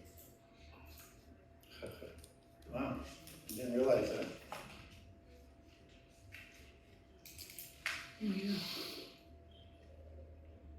That salary's in two different lines, right? Yes. Yeah, I believe it's half of off it's in the police and department, half of Yeah, it's off the yeah. fire department. I think because I thought he was part-time, I thought he did not qualify for the raise, I was incorrect, I guess. Someone have a pen? Look yourself in on it. I will give it.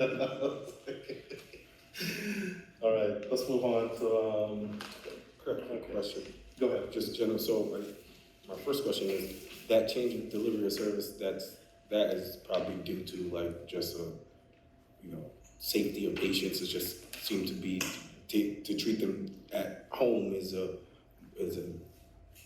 better way to treat them, is that why that was, I'm just curious as to. Why that's changed, where we don't Yeah. transport? Yeah. Our paramedics provide the service equal to what they would in the emergency room. And in a cardiac arrest, it's all about timing. And you reach a point where you have administered the medications that if they're gonna work, they're gonna work. And you have done your skills with, if you have to shock the patient out of a certain rhythm or not. And you go through that, and that could take 15, 20 minutes, 25 minutes. And you'll get to a point where it's not working and it's not going to work. So then we'll call medical support and explain what we have, and they make a decision. And they take in all kinds of information, like what we think caused the cardiac arrest, a trauma arrest versus someone in advanced age. And those decisions are, yeah, you're not gonna transport. Those are tough decisions. Yeah, sounds like it. And some of that whole thing is, some of the services that the fire department provides, the way the insurance reimbursement is structured today, we don't qualify for reimbursement. And so it's part of the dialogue that we're having with local insurance providers, with both Medicare and Medicaid formulas, and how they allow for reimbursement, so that not only Schenectady, but other similar communities would be able to be reimbursed for their actual services. Where we're looking to how do we provide better and more appropriate care. A lot of it is to not transport everybody to the emergency room. Do the evaluation to get them to an urgent care, get them to their private physician, maybe to orthopedic. You have somebody, use the example of twisted ankle, you don't know if it's broken or just a sprain, they're gonna have to go orthopedic, and how do you get them there as opposed to going to the emergency room to, oh yes. Plug for New York. We're gonna just call you now. Sure, you two didn't plan that, yeah. But again, it's that appropriate level of care, which gives people, again, quicker, better results. So they're not sitting for a long period of time in the emergency room, frustrated in not being treated. And it's how do you, again, get the revenue streams to match up the delivery of services. My other question was, I know like after, when we're purchasing new equipment or something for the city, old equipment, goes to auction, or, how we do that. I was wondering, is that for your equipment, like the vendors or whoever we work with, is there like, I guess I'm not exactly finding the right word for it, but like dated equipment, is there any value in that equipment once you have to purchase new equipment? So is it like something like maybe a vendor where you're like, okay, we're buying our new vest or something, but we have these 100 vests that, there's still a value in that raw material that would be attractive to that vendor. I'm just wondering. Yeah, when it all comes down to safety. If somebody puts a expiration date on something, call it the vest, it's a 5-year. It's gonna be very hard to sell that to anyone or even for us to keep it, because God forbid it's used. Right. And something bad happens, we're gonna say, we told you right here, it's 5-year life, and you decided to keep it 6 years. Right. Or sell it to that person, and so there is really no value. Yeah, so right. I imagine so. Like that's pretty important stuff. We need that to work, right? I was thinking like for vendors that we use who produce this thing, is there any? I was just wondering, is there any value with them to give them old things as they refurbish things or whatever? I just wonder, is there any way to recycle those in a way that can develop some revenue for the city? Just a thought. The things that have value, we do like vehicles. I was gonna say, Yeah, those types of things. But when you start talking perishables like hose and whatnot, we test our hose every year. And if it passes, we keep it. If it doesn't, then you gotta get rid of it. Things like that. Yeah. So all safety related things, once they reach their lifespan, they're done. It's like that too, the police and fire, both of them, when they have equipment, whatever, they use it right to the end. There's usually no life, anything they have, they usually use it until there's no life. Yeah, I think I was thinking like if I'm a vendor and I use these materials to produce the stuff, maybe some of that material can be repurposed. So maybe as a vendor, there could be some value to me, maybe a credit or something like that. Yeah. Just sometimes that happens. Yeah. With our monitors, sometimes at the end of their life, there is some value. We turn it in and get a little break. Right, yeah, that's what I was wondering. Right. Go ahead, please. So I do have a question on the police fire administration. So there's a line item where it's the assistant fire chief at 0.75 and then the deputy fire chief of administration at 0.25. So could you elaborate on that comes because I noticed that. Chief Senecal decided that to abandon me.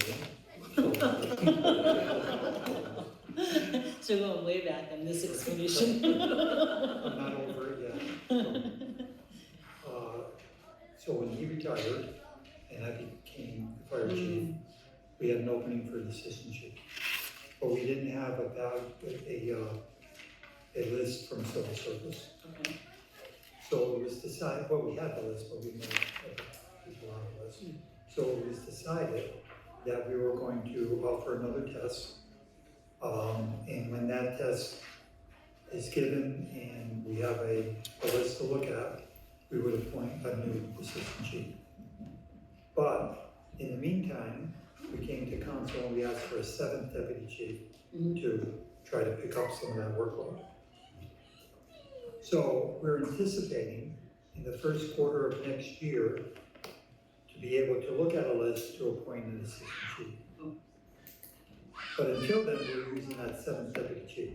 So we're going to have that 7th deputy chief for the first quarter is what it looks like. And when we appoint another assistant chief, that 7th deputy chief goes away. So that portion is only for a quarter of the year. And then the assistant chief is in place, and that's 3/4 of the year. Thank you. Any question on that before I turn to page 24? Okay, let's move on.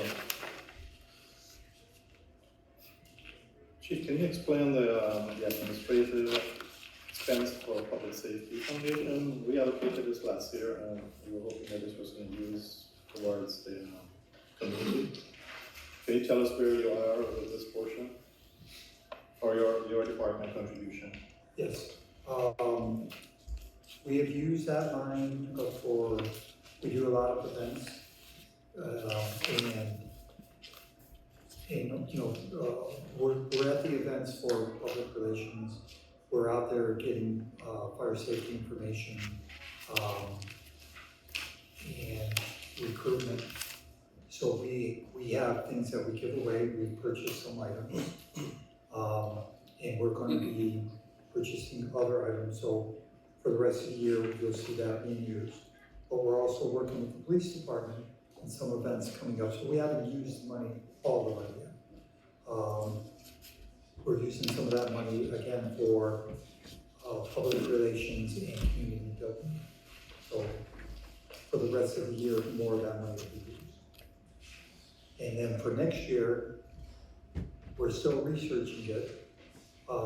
We're hoping to possibly do a program that's called Stop the Bleed. And what that is, Stop what? Stop the Bleed. Oh, stop the bleed. Right. It's part educational and it's part, equipment.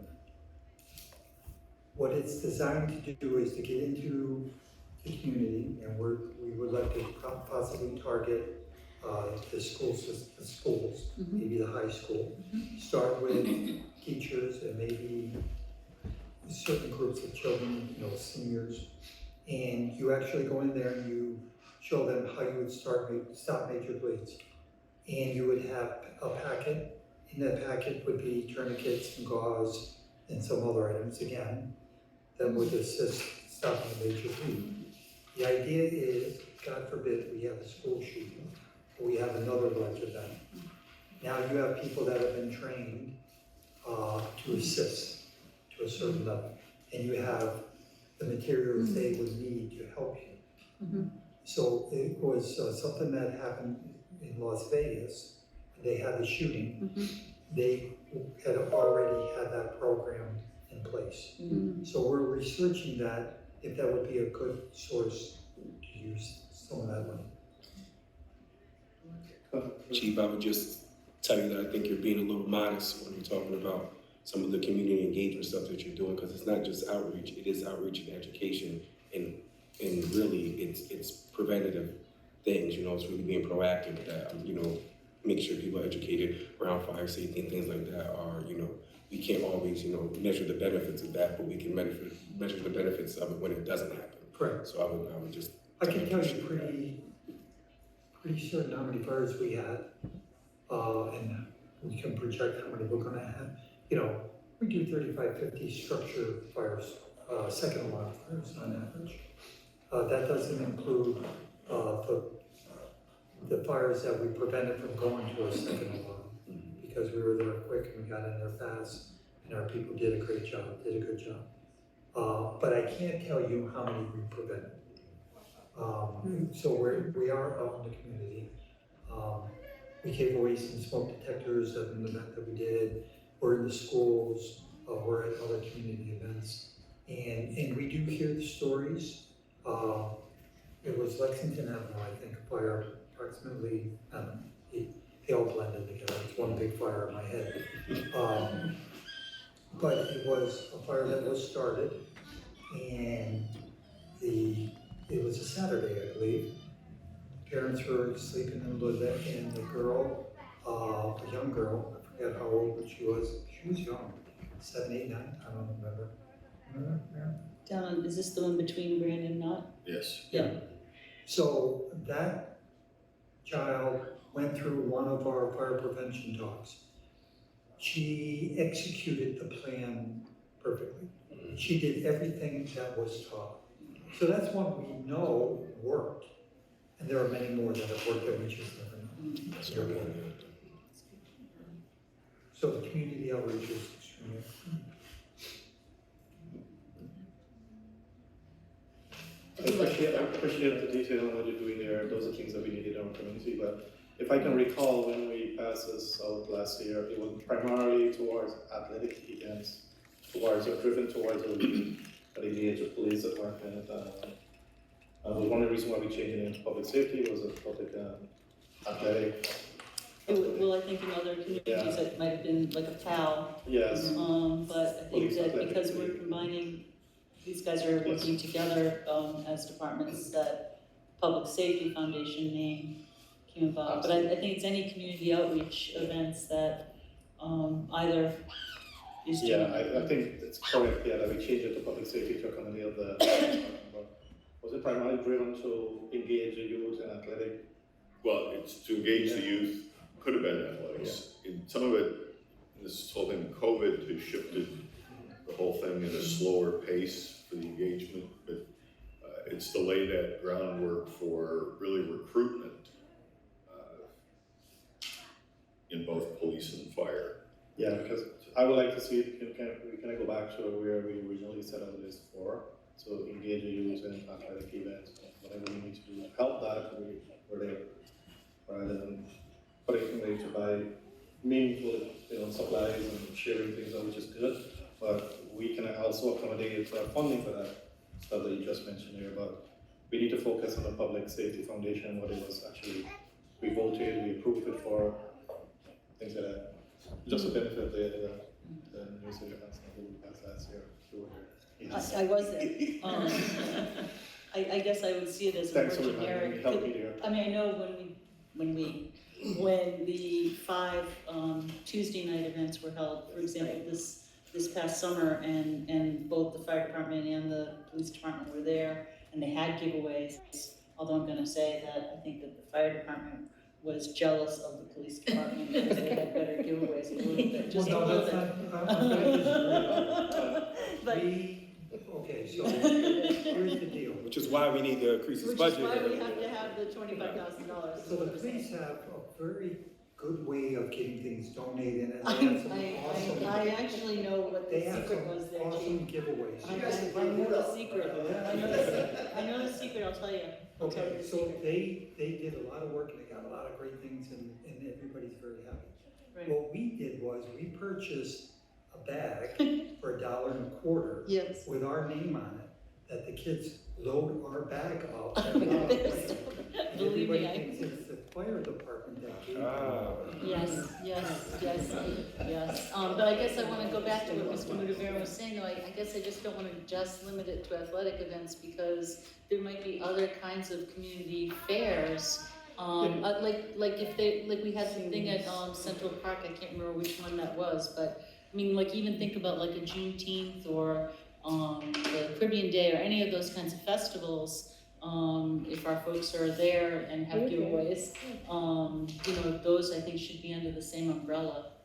Yeah, I understand, but let me just mention, I'm trying to look, it was a year ago, 2 years ago, the chief, they were doing these community events, and it was like $500 per event, and they were seeking donation from outside agencies. Sure. And we did add it in the budget in 2021, and we continue here, $6,000, so $500 per month per event over the 12-month period. So Okay. that is in the police budget of $500 per event. Exactly what they did over the 2-year period. So You mean that's their 25,000? No, that is a it's separate line additional. item, we did, yes. Wow. So I So we're not talking about the police department. No wonder yeah, they we're not don't talking, stop, so huh? I just want to mention that, Mr. Torrey. So, of all the giveaways, does anyone have a Nair air freshener? I do. I have them in the car. I got the whole stack of them. Yes. It goes directly to code enforcement. There you go, the code building. enforcement. It was code enforcement, that's right. Mr. Motivaren, I did want, Go ahead, please. I wanted to, in terms of where you're saying that it should only be around athletics, in terms of the fire department, which is what we're talking about.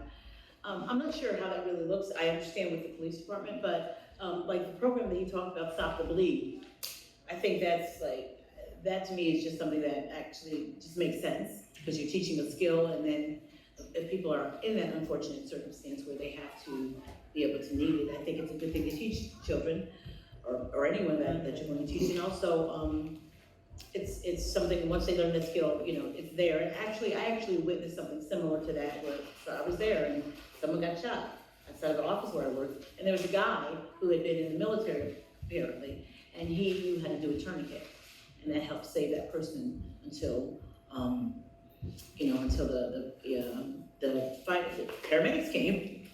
So I understand the police part of it, but I think that we should have a little bit more leeway Yeah. in terms of what we do with the fire department. And I think, when we discussed this last year, it was the mayor's request to divide this money up between the two agencies, the department, because we were given, based on the police reform reinvention, we were putting Yes, $50,000 towards the police department, and McCarthy requested that we split it 25-25 across. And both departments will work within the community to provide us service. I don't have a problem providing, revenue, provide, funding to the fire department to help them to offset the service they're providing in terms of what Chief mentioned. So that's something we should consider apart from the foundation, which we set out specifically to do the task that we all agreed on not the year before. So So in addition we to. just wanna bring that to the table. That's So something we that's should what consider. you're actually saying, let's add more money in. So that the chief doesn't have to tap into the Public Safety Foundation. This money set aside for the specific purpose that we all agreed and voted on. That's the year before, and we can look at additional funding. So I guess my question is, and then probably for the chief, is that a way you can spend money? I mean, do you do athletic things? I mean, other than running up the ladder, I get that, carrying hoses, I don't mean that part. But, in terms of, Trust me, I like all the city employees, but the police and fire department do not have trouble spending money. Oh my God. See, what I heard is transfer that 25,000 into our budget. I just wanna make sure that, you have the opportunity, we don't narrow it down so much that you aren't able to do that. That's how I feel as well.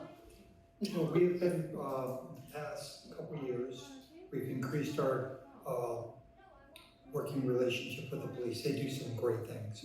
They do a lot of community outreach, and they've included us in a lot of those.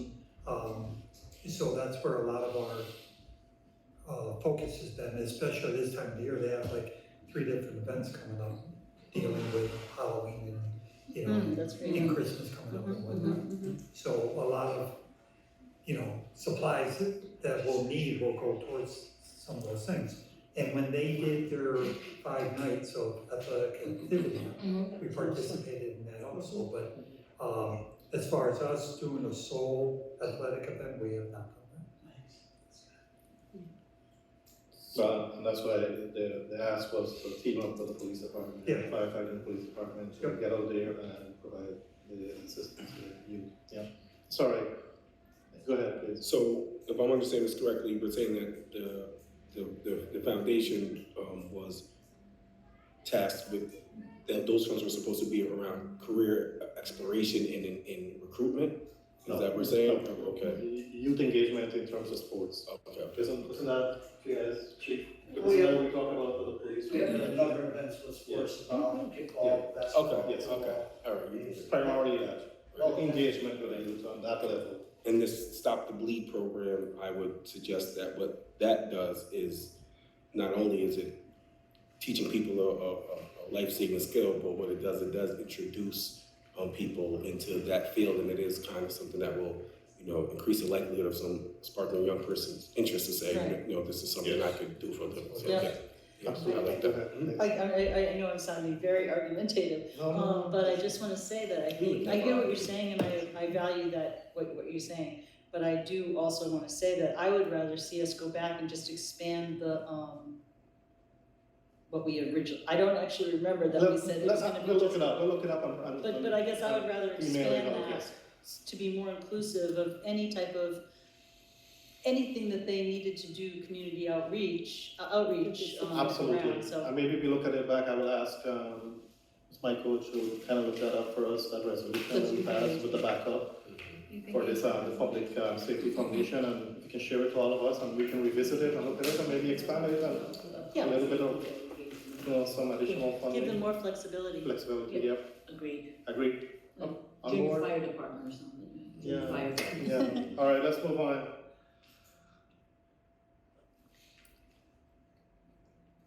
Any other discussion on page 24? We'll move into emergency. Go ahead, please. Just, the increase in cleaning supplies, laundry, those are all just anticipated.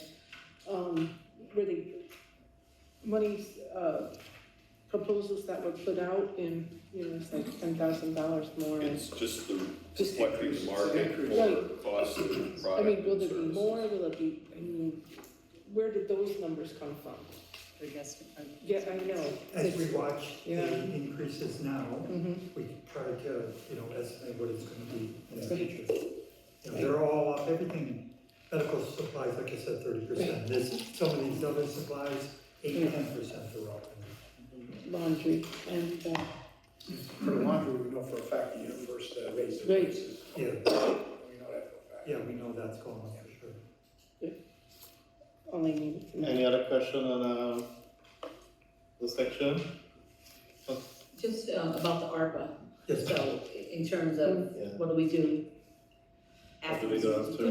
it's the Do you same. anticipate this to be ongoing costs or just as we're getting over COVID? I'm just wondering about under the laundry and also under cleaning supplies and also under fees for services. We're seeing ARPA funds there.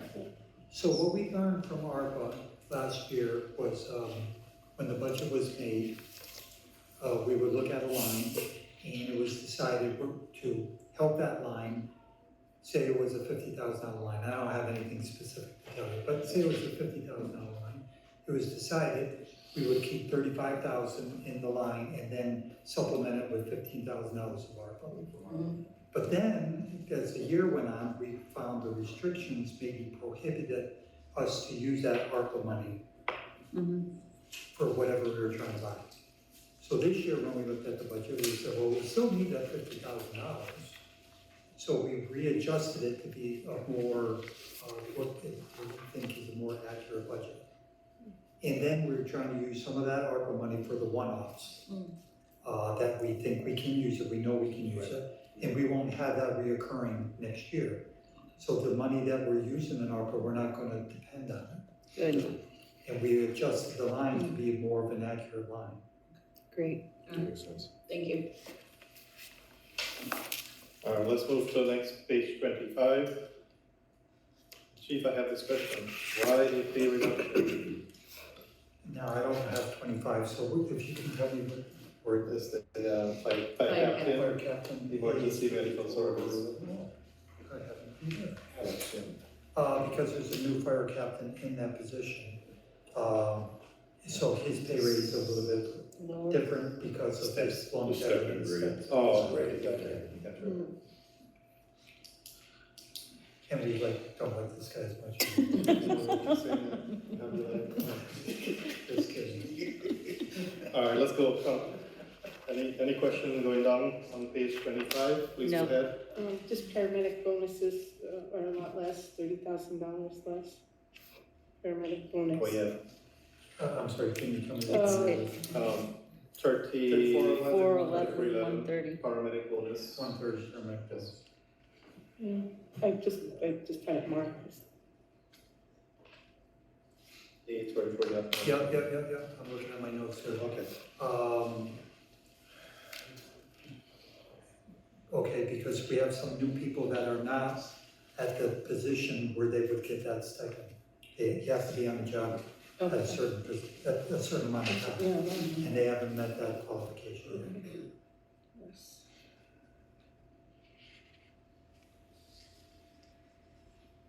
Any other question on this page? No. All right, keep moving, page 26.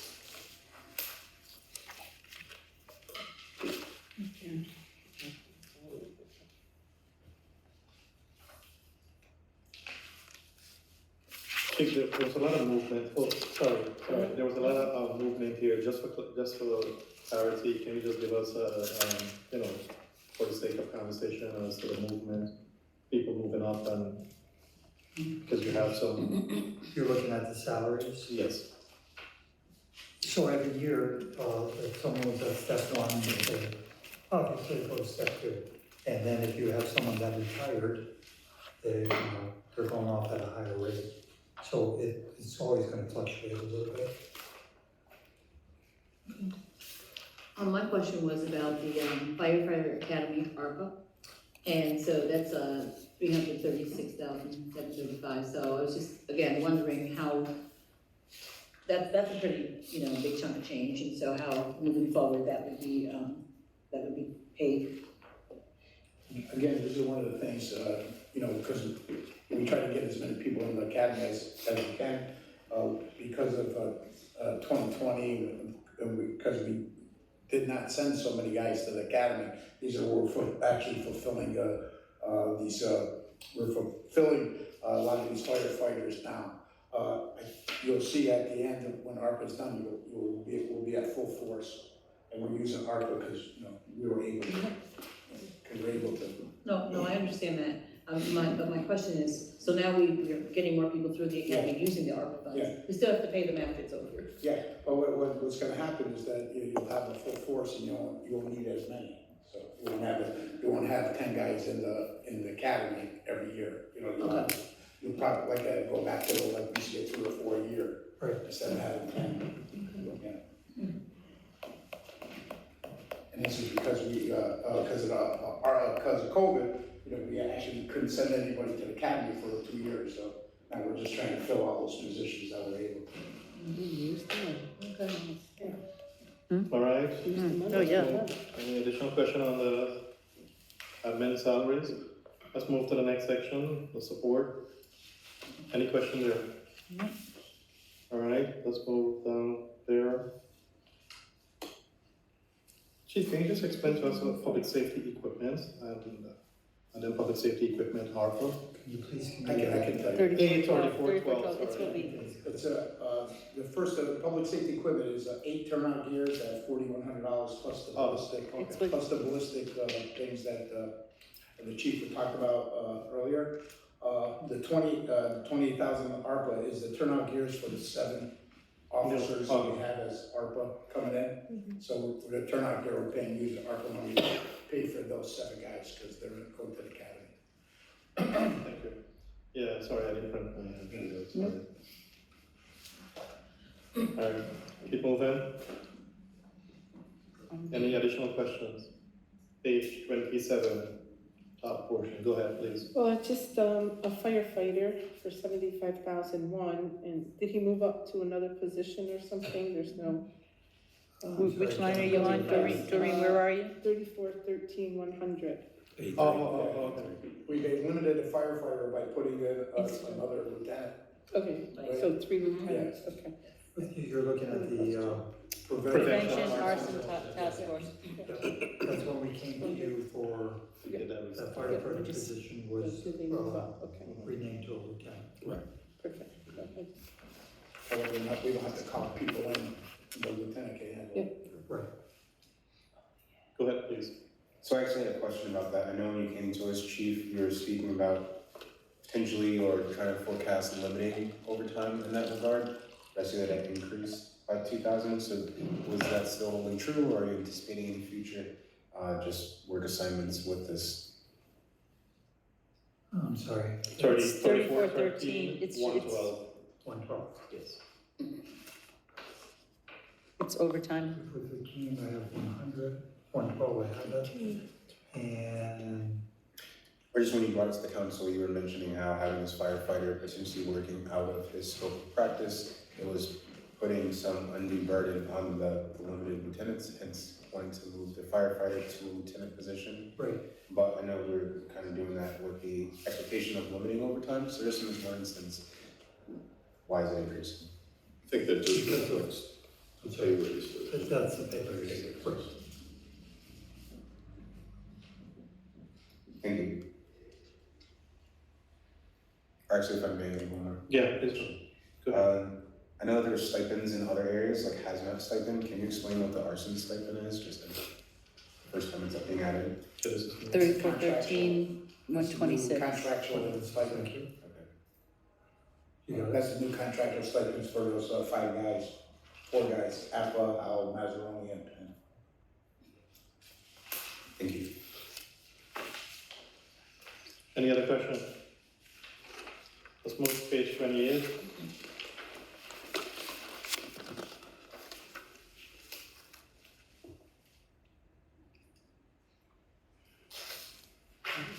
Any question here on page 28? Go ahead, please. Yeah, just one clarity on A 3414-100, the captain.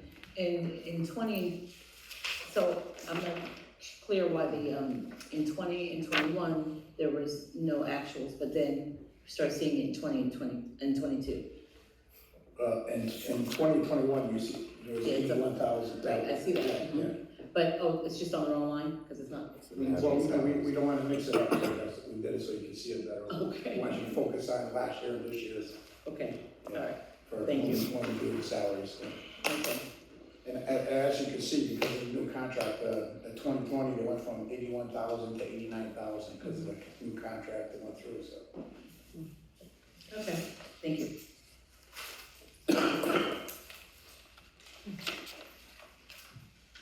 Any other question on page 20, please? Okay, page 29.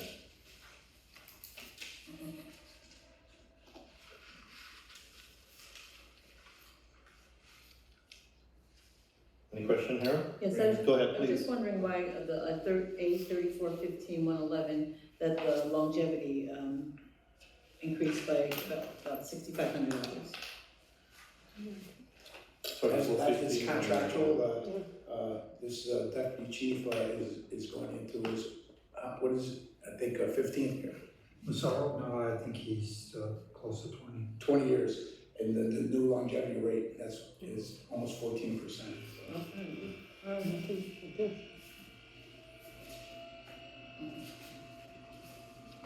No question on that page, we'll move to the next page, page 30.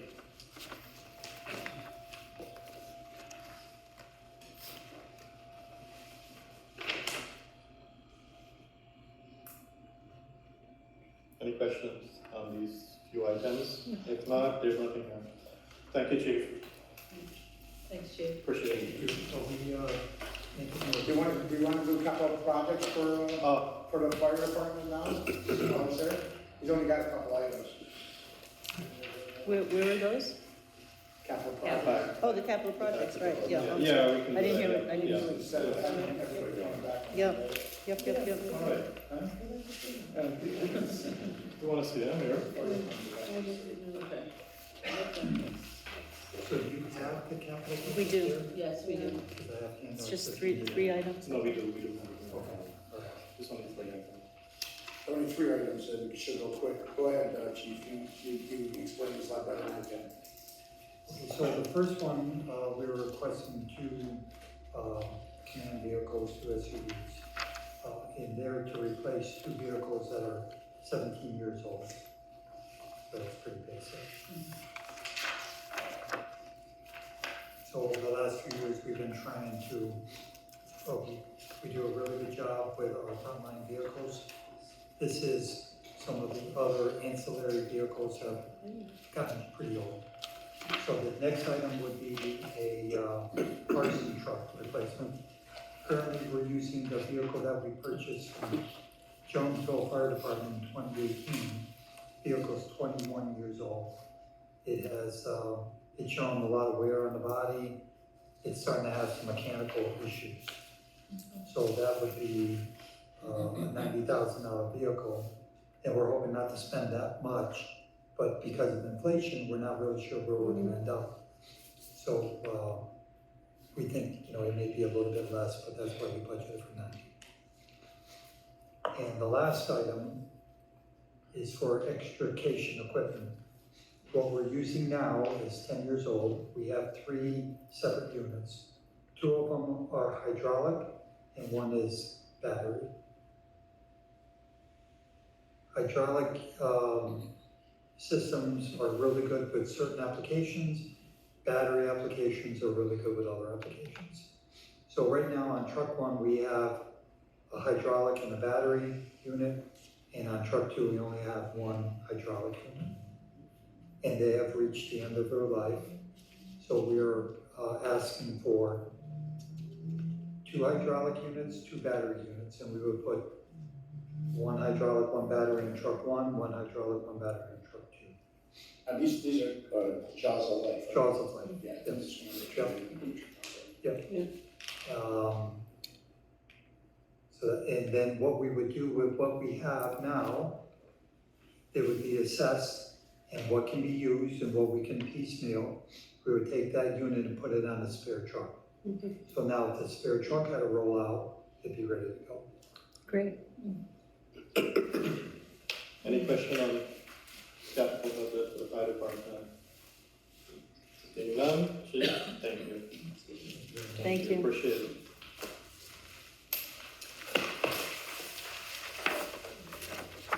Chief Zebra, they weren't being like you said they were gonna be. They didn't fly for either.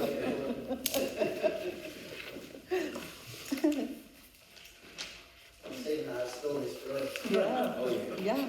You said you're running three down. Just have them on standby. My heart, I want to go to the hospital. Another standby. Only week here. So we can have Bill up here, or two, let's go for another chair. Who's taking the hot seat?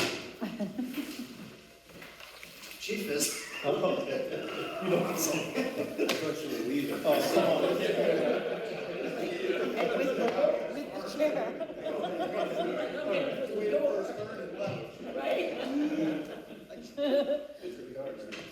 Bye-bye, Chief, thank you. Sit there.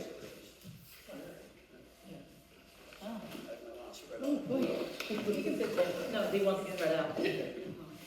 Well, I think we should bring Chief Seaver to the camera here. This might be one of his last budgets. Oh, This one I'll put in writing. This will be my last budget. he's really lucky. Are you gonna work on something else? No, work on Mike Seaver. He's a lot of help. My poor wife. Well, Anthony, you wanna give us a snapshot, and then we'll go into, the total police budget's up $696,000 and $696,821. But totally, that comes to a 2.96% increase, which is pretty good. I mean, the chief, Assistant Chief Whipple and Mike Seaver, we worked, pounded this thing right out as close as we can get it. And we gotta give them a lot of credit. Everything but waterborne. There are some new positions in here, and I'm sure the chief will clear them right up. First thing I just got to say, I did not give Eugene Devine his 4%, I have to put that on the police and fire. All right, now we can go. Part-time, I think we got it. So what page are we on? Chief, you taking it? Page 17. 17. Oh, And Chief, you wanna give us a, like, an overview of what you did last year, and then we'll go into. yeah. Chief, Okay, got it. Sure, so I guess I'll just talk about a little bit what we've gone through this year with our challenges. Crime's up, and our staffing numbers are down, and we're working on them. And we've had a lot of retirements, we've had a few lateral transfers, we've had some injuries, and we've had a good amount of people go into the military, be deployed because of what's going on in the world. So we have some staffing challenges while crime is up. But all in all, everybody's doing a great job. We're holding it together. We're not delivering the level of response that we want to. But on the investigative side, we've been doing a lot of really hard work, solving a lot of pretty good crimes, and trying to hold back some of the bad things that have been happening in our neighboring communities and nationwide. We've been focusing on evidence-based policing strongly. We have a really strong intelligence unit, and I can't say enough about what they do, the work they do. We use technology where we can to fill gaps, where our personnel can't fill them. We rely on our partnerships that we've developed over the years with the county, the state, and the federal government. And what I see happening next year is it's going to be an exciting year. Thanks to you improving our transition to Axon, we're going to see a significant increase in the number of LPRs out on the road, and that's going to help us in many ways. We are going to be rolling out a police efficiency project that we've been working on with TransFinder. I don't have a lot of details right now, but that will be rolling out later this year, early next year. That's going to be pretty exciting. It's basically a culmination of things that we've talked about in the past with trying to help our officers and with their efficiency on the road. We continue to work on building out our real-time analysis center in the police department, where we're using cameras that are deployed citywide more effectively to help us deter crime in addition to solve crime. And we're hoping to, we've run into a couple challenges, but we're hoping to increase our transparency on our website with giving more information out to the public on what we do and why we do it. So our total numbers right now, we're at 154 police officers. We should be at 164 with the addition of our community engagement officers in the schools and our the COPS grant that we got. And we anticipate, with your approval, going to 167 officers by adding those 3 additional community engagement officers for the school for next year. I should note that the COPS grant and the community engagement officers there's a combination of grant funding and school funding, not 100%, but a good amount, most of which will cover the replacement officers and their lower salaries. The additions to this budget that we'll be talking about is a budget allotment for training for anti-racism, an addition of 2 civilian personnel, 1 for IT, due to the amount of work that we have, like to transition duties to a civilian that costs less, so we don't have to pay a police officer that costs more to do the same work. We can have the police officer do police work. A civilian mental health coordinator, which will help us coordinate all of our follow-ups on individuals that need mental health follow-up. And also, what we discussed earlier with the county task force, our transition of our lead analyst from our give analyst, promoting one of the analysts to the give analyst, and our lead analyst taking a more managerial role with organizing and running that unit. Okay, all right. So we can just go. You're not gonna say anything? We can't do that. Come on. No, it's my turn. Late show.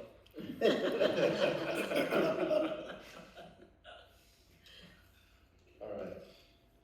So we'll move on, page 17, and we'll just, regular stuff, and if you have questions, we'll ask the chiefs. I have a question. Go ahead, please.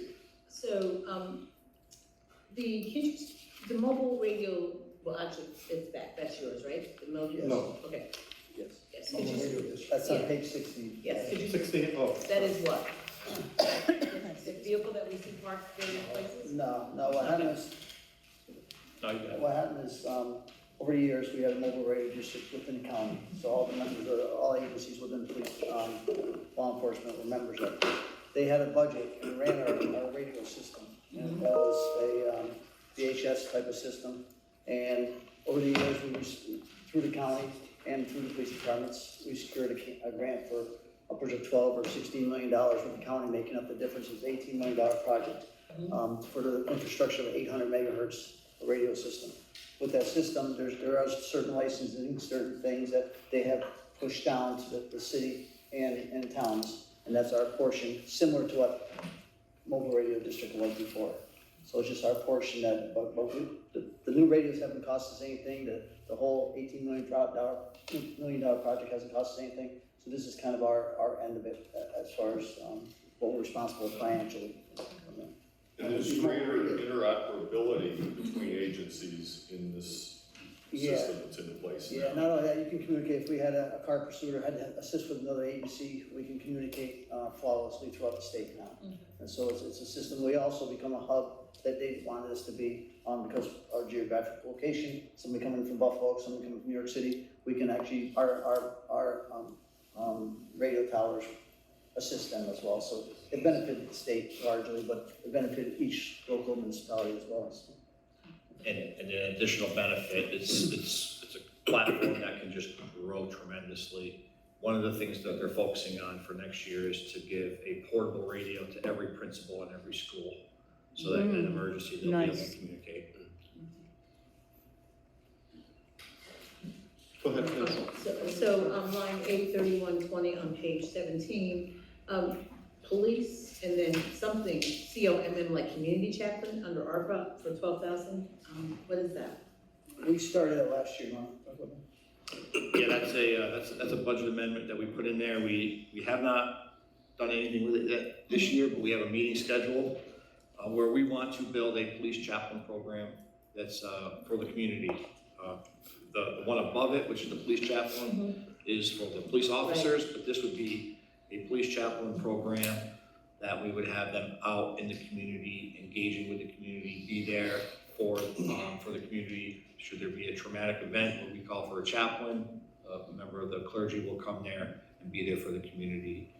And they'll partner with us. One of the things Lieutenant Masheron is working on with the city mission is to have them help us with dealing with our homeless and finding them the resources that they need. So that's part of the plan, and we haven't got going as fast as we wanted to this year, but we have a meeting scheduled. Nice. We were praying we could get off the ground. Oh, God. Sorry, my last one. If you're learning all this stuff. So in terms of, because this kind of came up at a council meeting, in terms of who would be on that list, will there be different faiths? People from different Oh, faiths? yes, or was it yes, just- absolutely, Okay. yes, yeah, we will absolutely have different faiths, but I think the whole program is really supposed to be more about just faith than the specific religion, but we will absolutely have, if somebody asks for a member of a certain faith, we're gonna do our best to have a member of every faith possible. Okay, thank you. Go ahead, please. And just for clarification, how would the police community chaplain differentiate between the police chaplain? Numbers, not that, I'm not saying that the police chaplain, Father Frisoni, will not be a part of this, it's just that he's very busy. He can't be everywhere at once, so it'll be a force multiplier. We found that at our last swearing in where somebody forgot to invite him, so Reverend Hamilton was there and he pitched it for us. We called him in, and so that's kind of the concept is really the force multiplier to have more than one chaplain. But also too, isn't the police chaplain more for the police force itself, whereas the community is more of the victims or the outreach? This would be a bridge. This would be a bridge between law enforcement and communities. Thank you.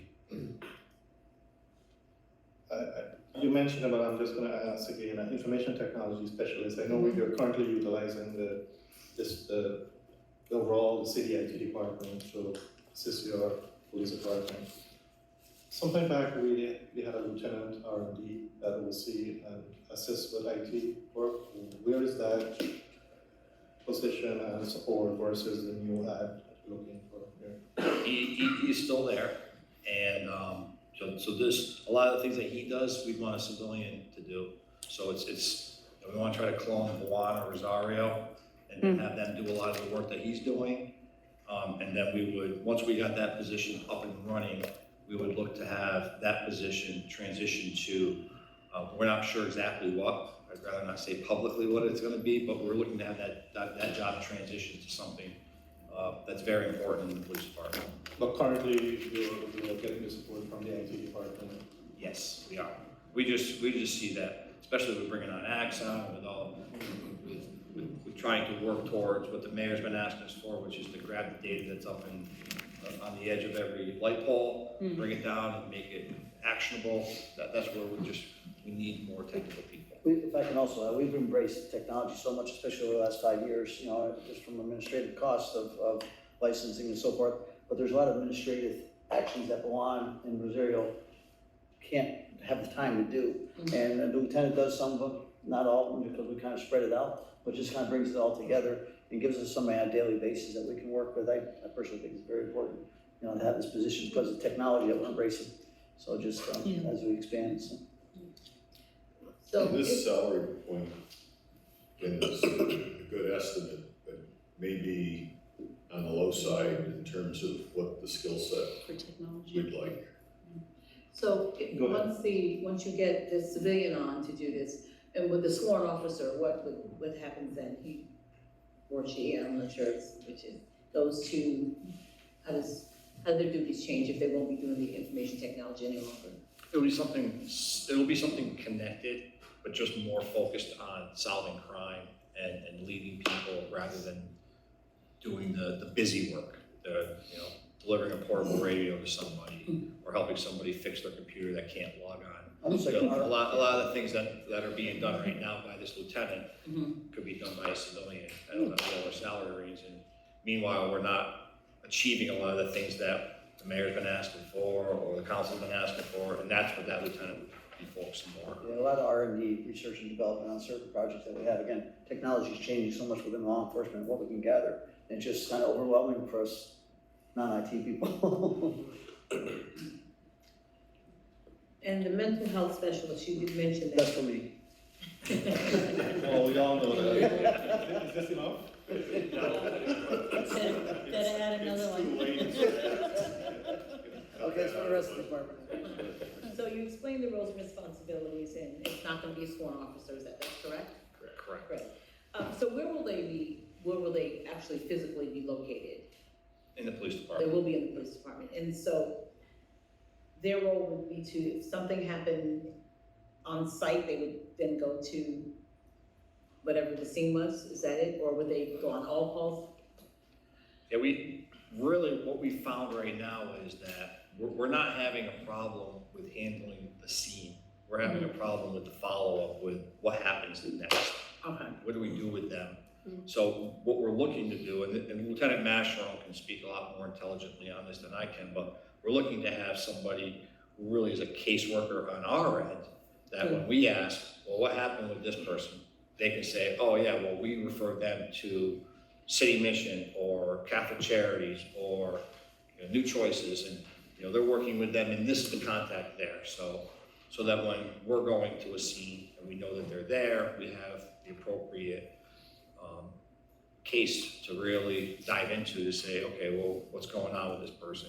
So they don't just kind of linger out in the community. We have a couple of good examples of follow-up that Ryan and Nick did on individuals that became success stories. So we're looking again to replicate that with a civilian rather than sworn. So policing is a 24-hour day, and so this person can't work 24 hours, so how's it cover not 9 to 5, it's outside of those times? Yeah. We're hoping that if it's successful, that we're here next year asking for 2 more, or whatever we need. But yeah, this would just be to get us started. We recognize that there might be a need 24/7 that we need to fill. We still have protocols in place that refer an individual to a specific assistant mental health. This would be a lot more follow-up. The chief referred to a couple successful cases that we had calls daily on some individuals that we no longer have because we finally got them on the right track. It took a long time to get them there, so we have a lot more, we deal with more mental health issues now probably than ever.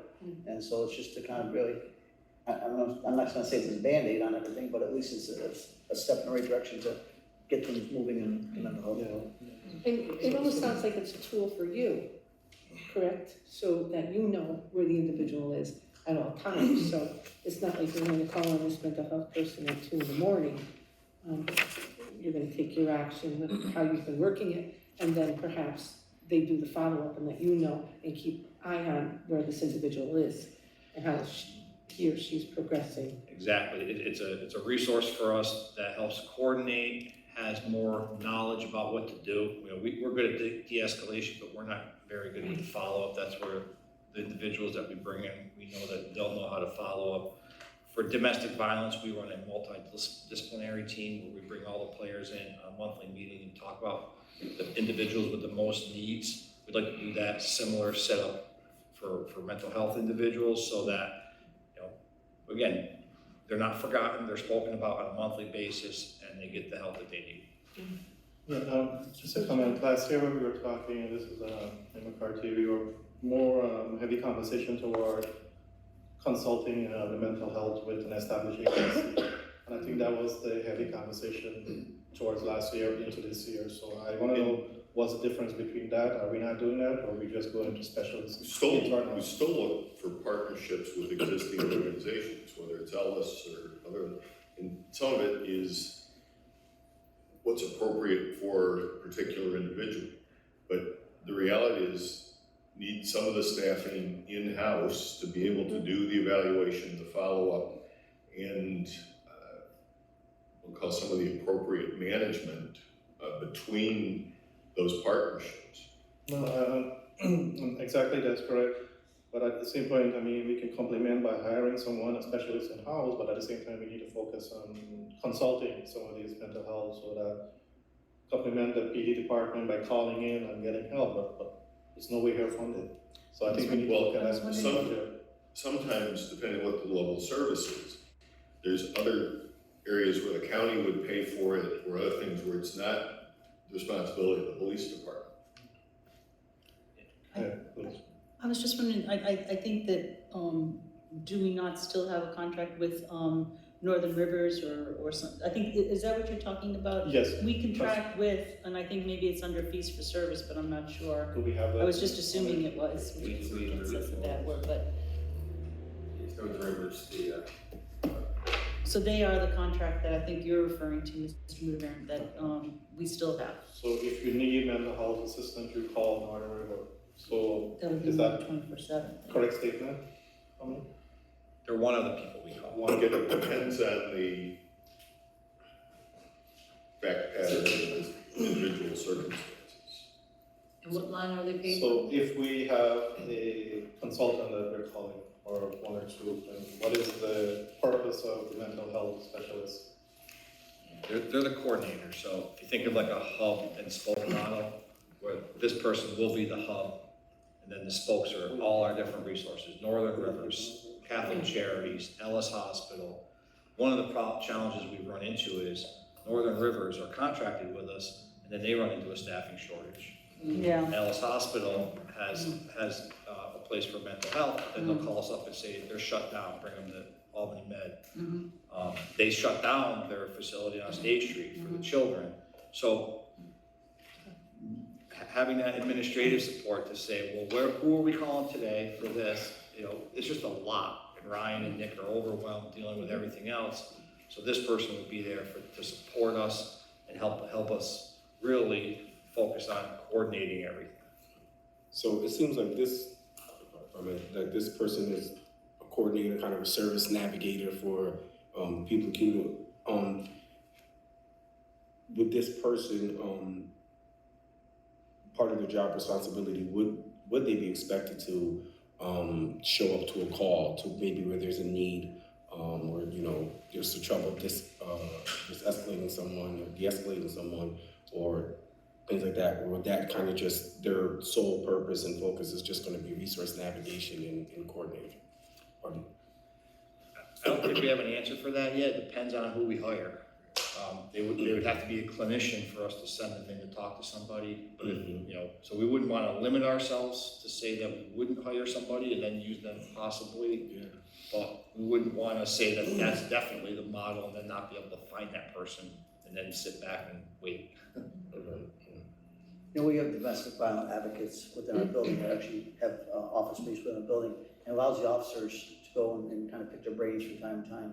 This person also be that link up with the officers, that they can get that professional advice and then handle the call maybe differently or better suited to handle the call. And then the follow-up is the work that they would make sure that person's receiving the services that they need.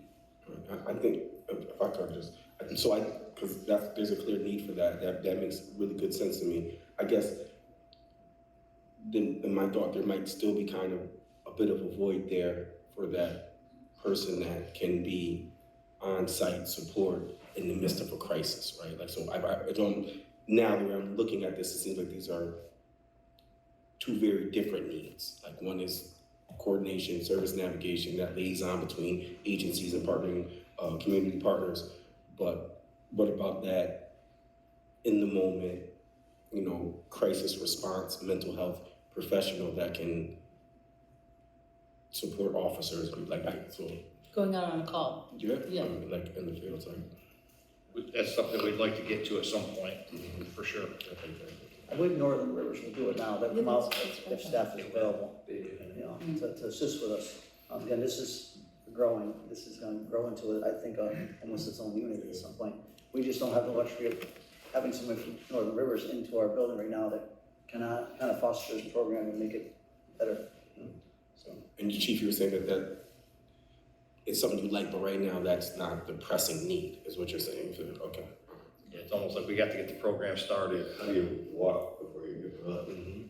And where we're talking about what happens in the city of Schenectady, again, it's not just isolated here, it happens in the towns, other communities. Right. And so some of this still has to be guided through the dispatch center.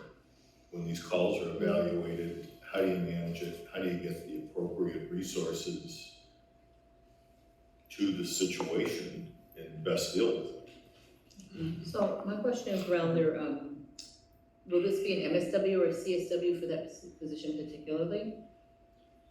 What, We haven't made that decision yet. We were going to rely on the county to help guide us on what the perfect person requirements would be. We might even look to the county and see if there's anybody who wants to come work for us, but it's, if we could get an MSW for sure, we'd like that. I mean, I think the higher the standards, the better, but we wouldn't want to limit ourselves to holding off until we found somebody, especially with what we budgeted.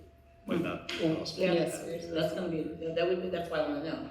I mean, it's important that you have the person that has the best skill set for this, but also you're gonna have to put in a salary that they're willing to come for that, so. Right.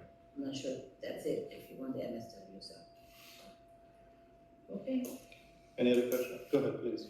So I think it's important to identify, and I appreciate you adding this line, and it's definitely very admirable. I think for anyone listening and for those that we carry this narrative to, I think it's important to highlight what this line is not, and it's not the end-all solution. Like, everyone recognizes that it's the starting point. I would say it's imperative to have a strategic direction, and I'm careful to tell you what to do. You are the police chief, sir.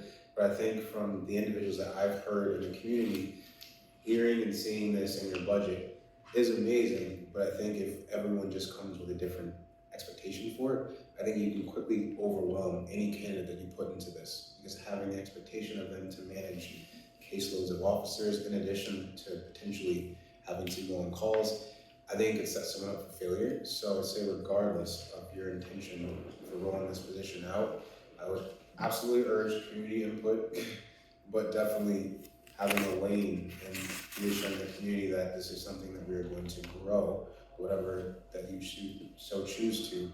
That way people can understand how this is going to further develop, like Mayor McCarthy was highlighting. I agree. You have a question? Go ahead. I do, not about that though. No, we'll try to go, yeah, so let's go down, if we don't have anything else on the top part, let's go to the bottom of that page, page 17. We're still on page 1? Yes, we are. So, They put more money in the meter. my question, is line A, 312121, a part-time clerk, part-time, at 104? No, that position represents 5 different positions within, Well, there's no number there. no, I realize that. These are positions that we actually have some retired police officers, that's been So that's 5 people, not one. budgeted in previous years. If you look at that full-time per diem, it's just down to the part-time, line. Yes, they do like fleet management, they'll do, I have their names here if you need them, but they're basically work, 15 to 20 hours a week for us. I was just wondering, it didn't have any number, so I put one there, and that was just a pretty, Just like pretty crossing, nice salary. like crossing guards, we don't put numbers in there for the crossing guards. Because they're various, because they. Well, It the doesn't, reason is that there's we, nothing. if we have 17 in there and we want 18, but we're not increasing the The amount line. we're paying, it's finance gives us a tough time. And it says clerk, which is singular, if it said clerks, it would lead me to believe there were more, but it says clerk singular, so, No, it's, okay, fine. Any question on this part? Next page. Page 18.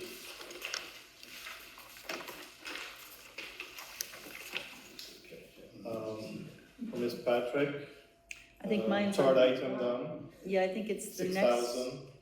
$6,000 we talked about. Wait a minute, aren't I on the next page? Yes, page 18. No, but I feel like, 3120. I thought that was on page 19, but wait a minute, let me see. Oh, yeah, no, the, ARPA was just one big question that, No, I was just referencing the $6,000 that the chief has at his disposal for the community events. oh, I'm sorry. $500 per event. Where is it? I'm sorry, Mr. Mudavaren, I was Third misunderstanding. item down. Oh, yes, yep. Page 18. I see, yep. And it's separate from the Oh, 25,000. I see what you're saying, yep, So we did that separate, so they have that at their disposal to spend that. gotcha, Yeah, rather than lump it into us. We've been spending that. And somebody think that it's so high. gotcha, So we separated it. okay, thank you for that clarification. Chief, I'm gonna ask you the same thing here that I asked Chief Marino, Public Safety Foundation. Can you give us an update of what is happening there and where are you with that? Yeah, we've been, you know, part of our philosophy here was to get our community engagement officers in the schools in place, which we did successfully. And I've tasked, originally tasked Sergeant Linier, now I've tasked Sergeant Plowden with really taking the lead on helping to build this out. One of the things that we did with it, again, wasn't as early in the year like I would have liked to, but we got the program started later in the year, is we partnered with Will Rivas to put on the summer-long athletic program. Started off with a discussion about helping us with summer night. It turned into a month of August event. And, you know, and we plan on doing more throughout the fall and in the winter, and then turning the corner into the new year. We've already been talking about a program that the DEA puts on with basketball, possibly with the Boys and Girls Club, Friday night basketball, and just doing things indoors like we did in August. Outside. So that's what our plan is, and I didn't wanna jump on Chief Marino's defense too much, but a little flustered, but he was a part of the conversation about the August plan. We technically did talk about splitting the cost of it, but we never did. Well, he has a budget. He's got a budget, so. You should. But we, you know, the other thing is that although we have the budget, which is cheaper great, than cops. the budgets that you give us the ability to say yes to things, but we're still asking for donations. So that's what we did in August, and so we said yes, knowing that, yeah, it might cost us $12,000, but then we got a whole bunch of donations, so it really only cost us half of that, maybe a little bit less. So it's given us the ability to say yes to more, still ask for donations, and stretch this $25,000, $31,000 out as far as we can do. So based on your projection out into next year with this foundation and engaging your community with all these different sports, do you think 25,000 is adequate for your department? I'd say yes right now, only because we do, fund it also with some private donations and stuff like that, yeah, so we kind of married the two in the budget line worlds. We're just doing more and more, we got a slow start this year, and that's what happened, so I can't say, we couldn't use more, it always seems like you could, but on the same token, we gotta manage what we have right now before, we can kind of grow, just like some of the programs we're talking here. We're doing, Schenectady, we're gonna buy some stuff for that, that goes around, if anybody better participate. I actually rode around last year. A couple years Yeah, ago. it was actually very fun. It's really fun. We followed you guys. On the TransFinder thing. The reason why I asked the question, because you're putting all this effort into this program, if you don't have the funding, then it becomes useless to your department and wasting your time, so if we look at it and if there's additional funding, you should let us know and we can set aside additional funding so that you can carry this program successful. We're just gonna make sure Because we it's build the needed fire in department this year. What? We're gonna build the fire department at 50%. They kind of do better than those funds. Yeah. He won't make eye contact The fire sometimes. department pay their share. I will just ask the mayor to just transfer back the money out to you. Exactly. All right, any questions? Any additional question on page 18? No, just mine. Cool, go ahead, please.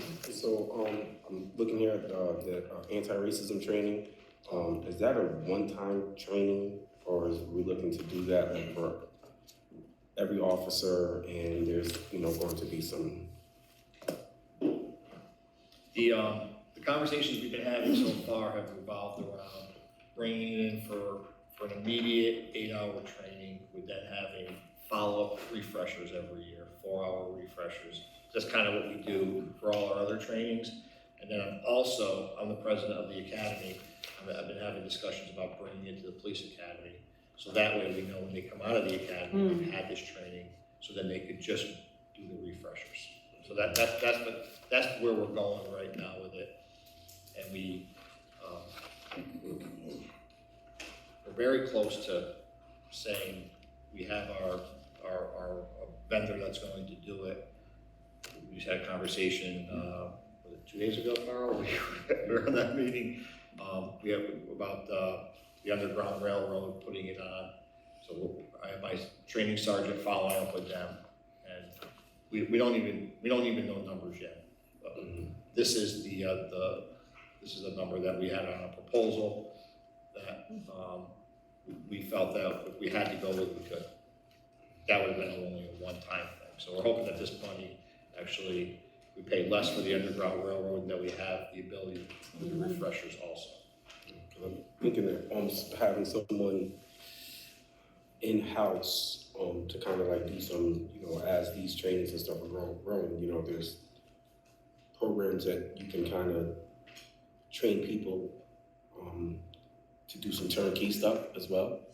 That might, cut the cost, but maintain, actually increase the efficiency and sustainability of that, kind of that. Trainers type of thing? Yeah, trainers, and I think suggestions just due to the nature of the training that it is facilitated by, someone outside, but you have those people inside that act as the support roles and can kind of run some of those refreshers throughout the year. Again, it's a new program, it's trying to grow it out, it's just trying to get our hands around it to begin with. Yeah. It's sometimes hard to start the first step. Chief, I guess a couple of us attended the training that you invited us to down at Zone 5, where they had actually implicit bias training as part of that. Is that something that's continually ongoing as new recruits are coming through Zone 5, or is that just? That training is done in Zone 5. That's procedural justice, and we have procedural justice 1, 2, and 3, and I believe procedural justice 3 is the implicit bias training. Yes. Okay. So that is ongoing? That is ongoing. It starts at the academy, and it's ongoing. That's what I thought, I just wanted to be 100%. Thank you. Question for the mayor. Mayor, county dispatch. I know I'm old on this here, but what are we supposed to save on this county dispatch?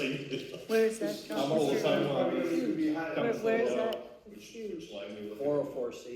404C, county dispatch. What are we supposed to be saving rather than spending more money on this thing?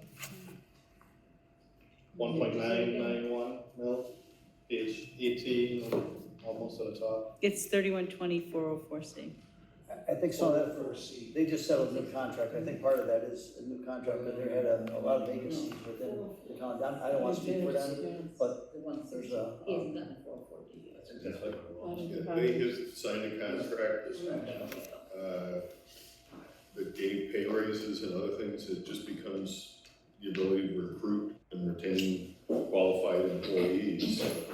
And I still believe that we are saving money and providing better service having the consolidated dispatch. Questions? Any kind of question?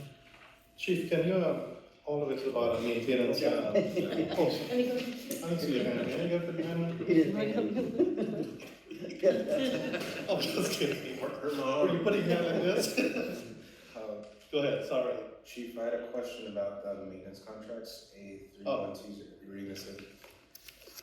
Almost doubles, you just have like an explanation or? Yeah, I can explain this one. Last year when we did it, it got reduced more than we intended. I had to actually transfer money to this line this year, up to upwards almost $100,000, $90-some thousand to cover the cost. This 265 is we have a you know, our administrative expense sheet that we actually probably justify a lot of these lines. And these are pretty much hard numbers, but maintenance agreements have been going up. And this, again, the technology we talked about before, this is all different fees for licensing, fees for maintenance agreements on certain softwares. And unfortunately, it's just very under budget in 2022. So we did transfer money, we live within our budget here, but it just, this is just making a more accurate number, so. Thank you. Any other question on this page? ARPA. Oh, okay, yeah, that's. So you have 10 officers, with funding go through ARPA, so that, again, you know, releases my question, what do we do? It's the same, I think, same answer, right?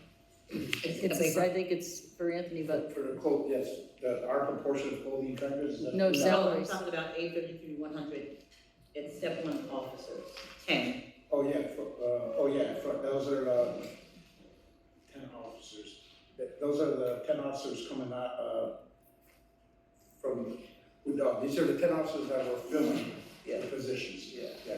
This is just replacement, you know, during the COVID era, when we went down, retirements and so forth, that ARPA allows us to replace under the rules. I think the question is how. Yes, that's what, the question happens. is what happens after. Right. No, and we're aware of that and conscious of it, you know, from a police department, it's a little hard, we're not in the revenue-making business, but I do think, like Anthony spoke about before, our revenues have steady increase, I think are gonna go further. We've taken on some initiatives within our traffic division, for instance, just over the past few months, and generated, probably another 50 or 60% of fine tickets, and this is gain compliance, you know? Hopefully that's And that, we're hitting our heavy accident areas within the city and writing more tickets. And the cause is, the reason we're doing it is not for the fine portion of it, but for the, try to reduce accidents. But in the same portion, same time, there's a benefit as far as revenues coming in, you know, to get tickets and so forth. And we want to gain compliance, but those other things within there, we're constantly looking for grant monies, you know, through federal governments and stuff, and we've been very, very successful over the years, but I'm hoping eventually we can make that pitch as well, so. And again, this goes with the fire department, they're so undermanned, this is actually just bringing them up to where they were prior. And then you'll see that in the next 2 years, they'll be at that number. They would not be getting 10, 15 guys a year, you know, going through the academy, be going down, excuse me, down to 4 or 3 or whatever you need. Because now you're building it up. It's not the number that I'm concerned about, it's just like, now that we had 10, and then ARPA money is no more, how will we continue to pay? If we can maintain a steady number, our problem is we just had, over the past couple of years, a lot of retirements. Yeah. What I'm getting at is the overtime lines. The only real areas that we can kind of save, okay, how can we save money? I think if we see if we get the 167, we're always playing catch up in the police department, and it creates overtime. And it's just a compounding factor. Gotcha, that's a good point. If we can get these true numbers up here and have that stability of officers stay and not leaving one particular year, I think we'll see a reduction in the overtime. But that's really kind of where we have to attack internally. It's hard for us to attack it externally, say we can raise funds this way, because that's not our task or our mission. Okay, reducing overtime, you're reducing the budget. Yeah, if we have more manpower, be less officers working overtime and so forth. That makes sense. That kind of leads me to the other question, because I did ask, why is there more overtime with more officers? Yeah, Chief, I can recall last year. We're vacancies that, I'm sorry. Sorry, Chief, I can recall last year when we were hiring new officers into this year, you had mentioned to us that hiring this new officer will technically reduce over time. But if you look on page 19, overtime is going up on this line by 831, 22, 112.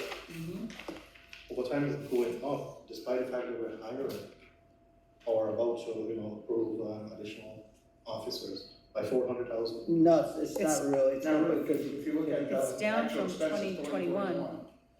You gotta combine the two overtime, the ARPA money. No, I'm talking about comparing last year's budget to this year's. No, but and yeah. hiring new officers. Well, at the end of this year, when you see what the actual expenses, then you understand. So my thing is that. I'm not saying anything, but. No. Trying to get a more realistic budget request. What happens is, we had a large amount of retirements last year. Like, we took a big impact budget-wise from our buyouts. 20 years ago when the contract was signed, to have a take away unlimited sick time, which, you know, was a really good thing, because officers show up more. They finally hit that 20-year mark where now they're starting to retire, and we have to, pay them out. We increased some of those lines this year, through the unused, sick time and unused vacation time, but we actually paid almost 3 times as much as we had budgeted, within this 2022 budget towards people that retired this year. We think it's caught up to itself now. We're not gonna have you know, as many retirements next year. We just happen to have a plateau where a number of people have 20 plus years, and that drives your overtime though. Again, compounding factor. If we don't have the officers, now we have a lot of officers in the academy, graduating academy. We had 2 academy classes going on once. I mean, there's a lot of, she referred to numbers with people on military leave, people on other, you know, medical leaves, workers' comp and stuff. Our workers' comp numbers are actually very manageable now. I'm really kind of proud of the officers as far as, we've really kind of brought those in as far as workers' comps and 207Cs being officer-related injuries. But every time an officer goes down, it compounds the overtime fines. And that's kind of really, unfortunately, that we're attacking it, but there's a lot of angles, a lot of fingers that touch it, so. Like I said, it's not that we raised it, it's just that we were being more realistic. No, I understand the whole concept of it, but it's just that, you know, the whole talk was last year to this year was hire more officer, reducing over time, but we're not seeing any savings. So that was what I'm trying to get at. Because even though our TO is higher, we haven't, we're down 10 now, and we just haven't been able to close that gap. That's what I was, that's what I was wondering though, even though we said we increased the number of officers, did we actually fill all those spots? So there's still, right now, there's 4 that come off the training this week, and there's still 13 during summer training, so we did hire some, but they don't count as that yet, so it'll be. And then when you take that number, we have 154 active officers right now on payroll. We're budgeted for 164 basically, so we're actually 10 short there, but then the 8 or so he just spoke about are not considered staffing yet, so they, again, these numbers, it gets very confusing. So it wouldn't affect the overtime, I guess, Not yet, in but it terms of will. what Mr. Mudabaran is asking about, Correct. not yet. Right. If So they were full-fledged officers, and overtime would go down, because then we'd have them to staff. Yeah, I want to see that. Just from, Make it happen, yeah. just from a mathematical equation, when the chief said it does, if our staffing can stay up consistently at our table organization, then yes, that number would be driven down, because you have a certain amount of man hours being deployed within the police department. But when you drop that number, it compounds over time. If I'm saying it right, you know, just. The contract with the PBA is up December 31st. So you're gonna adopt a budget, but at some point come back to you and say you're gonna have to amend it. Yeah. All right. Any other question on, No, my question got answered. there's an item here for it's A3122-112-085. I think it's. It's intense that they're working with the fire department. That thing that, Yeah, it's hidden in that column. What is it actually? it's, Tactical medics. That's the medical, for the Oh, that's what Is the. that what the fire Chief and the Marino police was work talking about? together. Yes. So that medical What did I do? person, need to, Okay. one thing I've also I can say, and that's, it's okay, but, you know, with the tactical medic, we're trying to, there's not an accreditation for our SWAT teams, there's what they call a certification for SWAT No, I teams, have they take it. certification. I did forget. One of the requirements is to have a medical personnel staff on all call-outs for the tactical team. We're very close to receiving that certification, and the reason I bring it up now is this is a stumbling point that we've had, to not receive it. Once we get that in place, I believe everything will be up to speed on getting the certification. With that certification, it allows us to apply for certain grants. We can't apply for them until we have the certification. So it's as weird as it may sound, so that will actually be funding behind this money. As soon as we get the certification every year, they have a couple grants that come out that are for certified tactical teams that can only apply, so. I'll make sure I call Chief Whipple to remind them. All right, any question on this? Yeah, just one quick question. Go ahead. On A3122-121, what's the special police officer?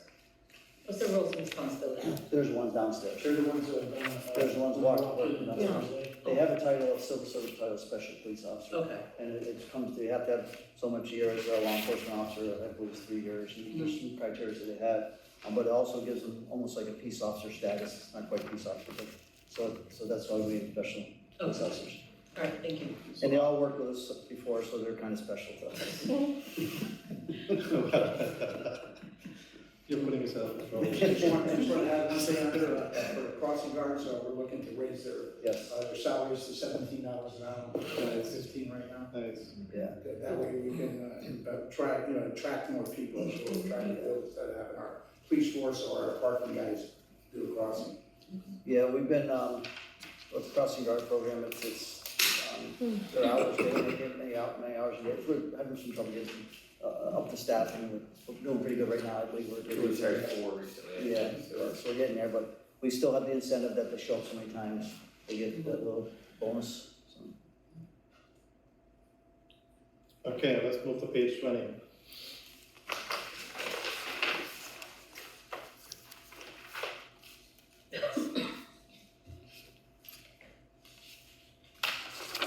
Chief, can you just explain, does anybody have, a crime analyst supervisor? That is from 16,000 to 96,000?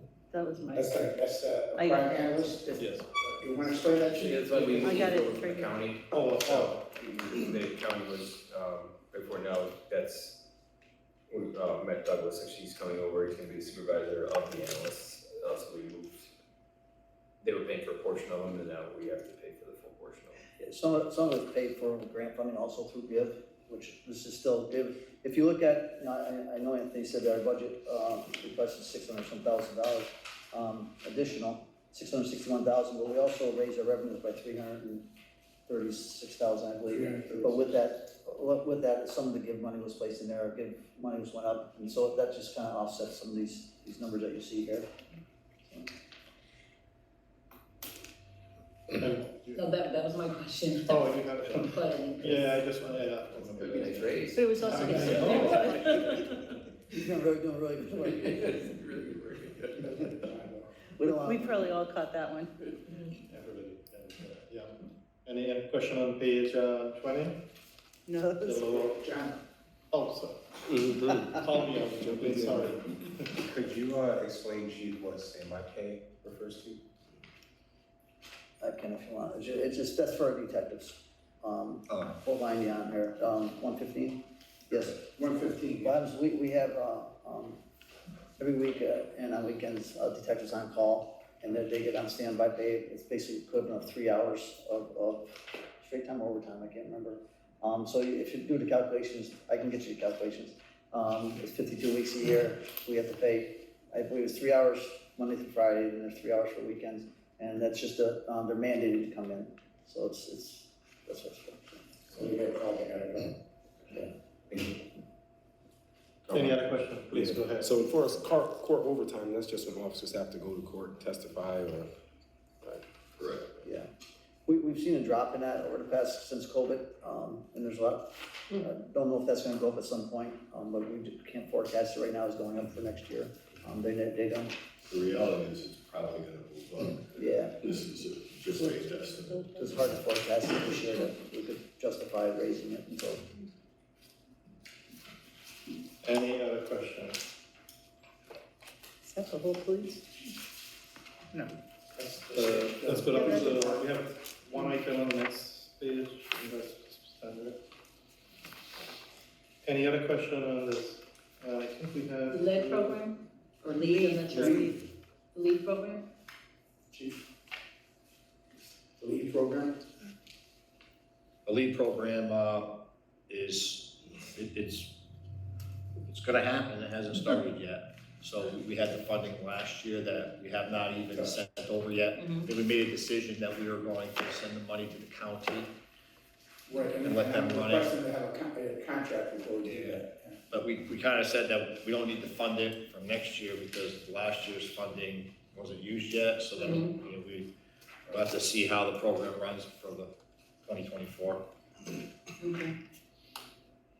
So the plan is, if we don't get a contract, we're gonna encumber the money so that we can hold it and move it going forward too. And I think we'll probably have something in place by the end of the year, the numbers will work with what's there, or pretty close. I think, go ahead. just one final question about the Axon, the officer safety plan. So, that, I know that there's no money here, because I know it's paid for, so that would, we talked about the body worn cameras, because I thought I saw a cost in here, but I can't find it now for body worn cameras. It's in the cap- So, is, capital, so, capital thank you. So, I thought, that my understanding was this covered those, and so I'm not really understanding why I'm seeing it additional. We have a 3-year plan, and this is the 3rd year in capital.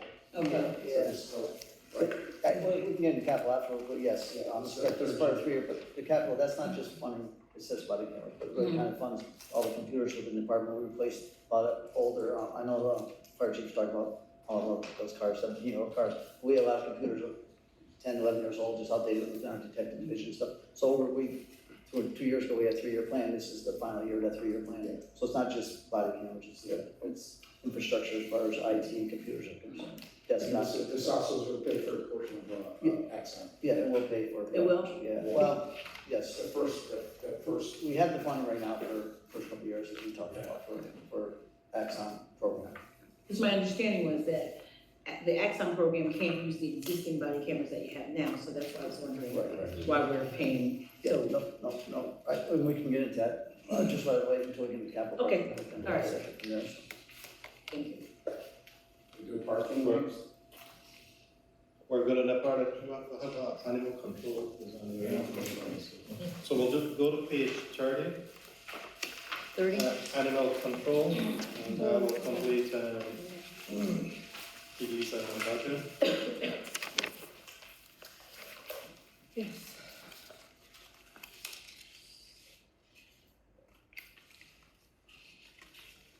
Go ahead. Fees for service, just up 55,000, I just didn't know. Yeah, so we Sure. contracted with Mohawk Hudson last year.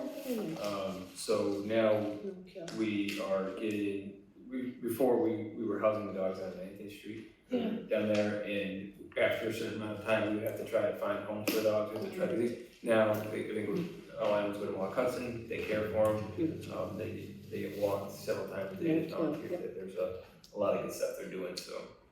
And just so you know, the fees were escalating every month, so we had a series of meetings with Mohawk Hudson, and obviously they're the professionals of the business. And then we came in with a number monthly, so no matter how many animals, dogs we bring there, it's a flat fee. Doesn't matter how many days they stay. We've been running into problems with animals that were assigned because of courts. We couldn't release them for months and months and months, and we just can't house them at our facility down here. We still use this as like an emergency holding area for 24 hours.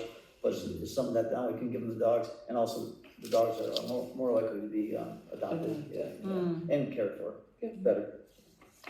Do we have these 2 positions filled? One is filled, one is not. So we are looking for one. We had some interviews, and I had some people that did not show up for interviews. So but we are currently looking for one. Go ahead, please. And I know that they're not available on weekends. So right now she's off Sundays and Mondays. Oh, Sundays and Mondays. Yeah, so she works Tuesday through Saturday currently. I've had to call different times and they're not available, and we just kind of hold on to the animal till Monday. Yeah, so we with the other, once we hire them, we're going to stagger the hours, stagger the schedule, so that. I hope it can get filled. I thought you were raising your hand, you said you wanted to take the job. Is that a flat amount that we pay regardless? It's not like if we go over so many dogs, No, then we it's flat amount. pay a little extra for each, okay. What happens is we saw it over end of 2021, beginning of 2022, just keep on escalating. And we've been working with them very closely just because dog care became a task, you know, and especially without not many ACO, animal control officers. So we had a series of meetings with them just to how can we refine it, help us out. And then we redid this as a budget saver, and because our costs kept on escalating to well over what we're paying monthly fees now. But now we have no worry, we can bring them out there more often. We have if there's dog needs care with another vet, we have a cap on how much they can do before we have to get the okay, because sometimes animals come in very wounded and we have to make that determination. So it's very complicated, but from a budget standpoint, I'll speak to the budget standpoint more for, it just made budget sense to go into a contract, even though it's high, it's a lot of money, but in the long run, I think it's a great benefit to the animals in the city. It's a fair deal. When you look at the overall cost, and doing some stuff, Sam Clerksoft's working on the licensing side, so it's again promoting the proper care and ownership of animals. But does the clerk's office also do the redemption side? We do. So, but there's no revenue that's generated as a result of that? There is, yeah, on the redemption, if they Yeah, there's a take, line item. I don't actually know what redemption, what you mean by that. If Get you your have dog straight- back. Yeah. First line on Oh. If you had to take your dog in custody for something. So the answer is there is a revenue that goes to the clerk's office for that? there is, it's been minimal at this Well, point. it goes into the revenue. General revenues. If you look at the. Oh, but it goes into, I'm saying, does it go like directly to the clerk's budget? I understand it goes in general fund.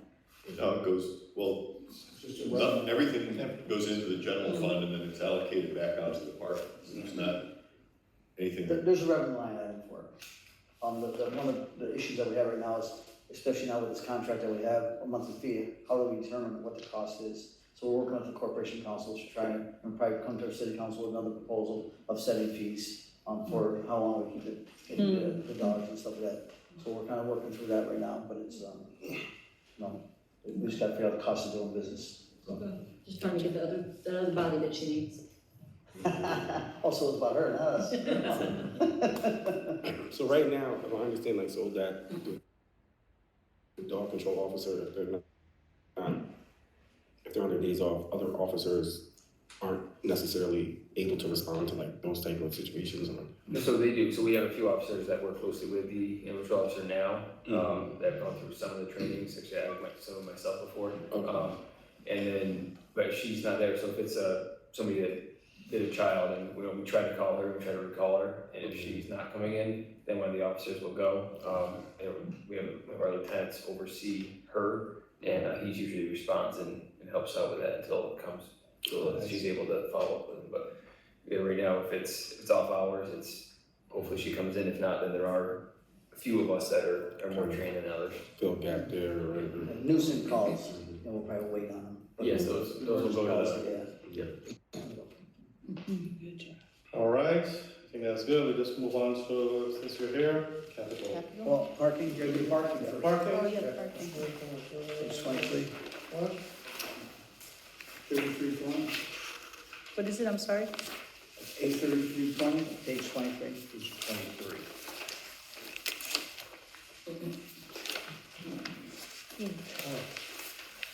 I'm sorry, I have to ask. I know a few individuals in the city that care for dogs or do dog training. Would you be open to creating a per diem aspect of it? I'm trying to think of individuals to apply for that type of role. Would you be open to kind of just changing how it's? So if it's okay, I mean, I definitely am. We used to have a part-time animal control officer before, due to contract stuff, there's the primary animal control officer gets preference on coming in and things like that, but if there's somebody that's interested, absolutely, I would. I think there was a list, and I think we reached out to everybody on the list, now there is. There was a civil service list, we exhausted the list, as we say. I mean, actually, we had some no-shows. Yes. And one person we wouldn't consider, so. But yeah, I would, if you know somebody, we would definitely be interested in speaking with them, because we'd like to have that position filled. Yeah, on a full-time basis, we'll be offering a test probably again, this year, probably sometime early next year, through civil service to take the test, but it is a tested position on a full-time basis. Okay, page 23.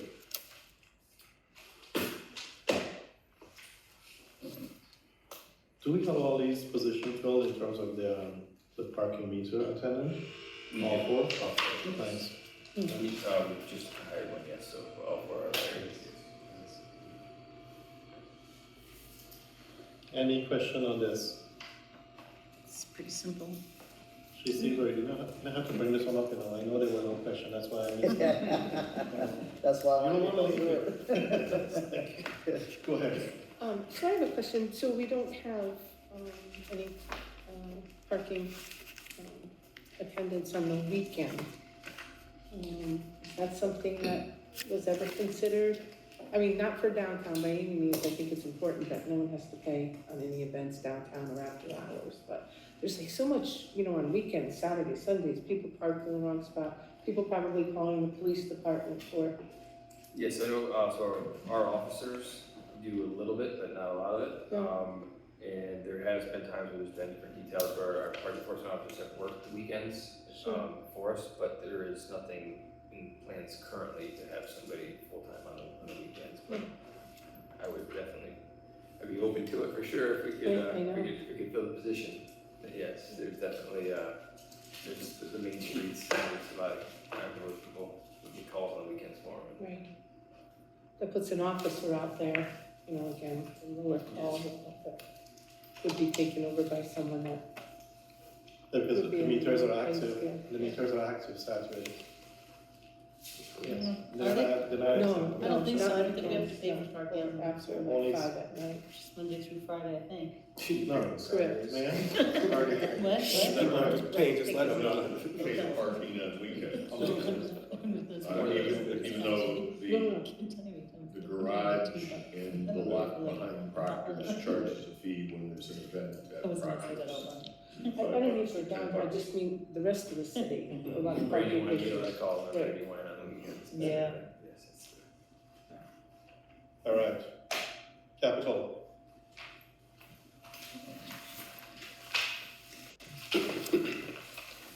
I'm not sure specific order you wanna go in or. No.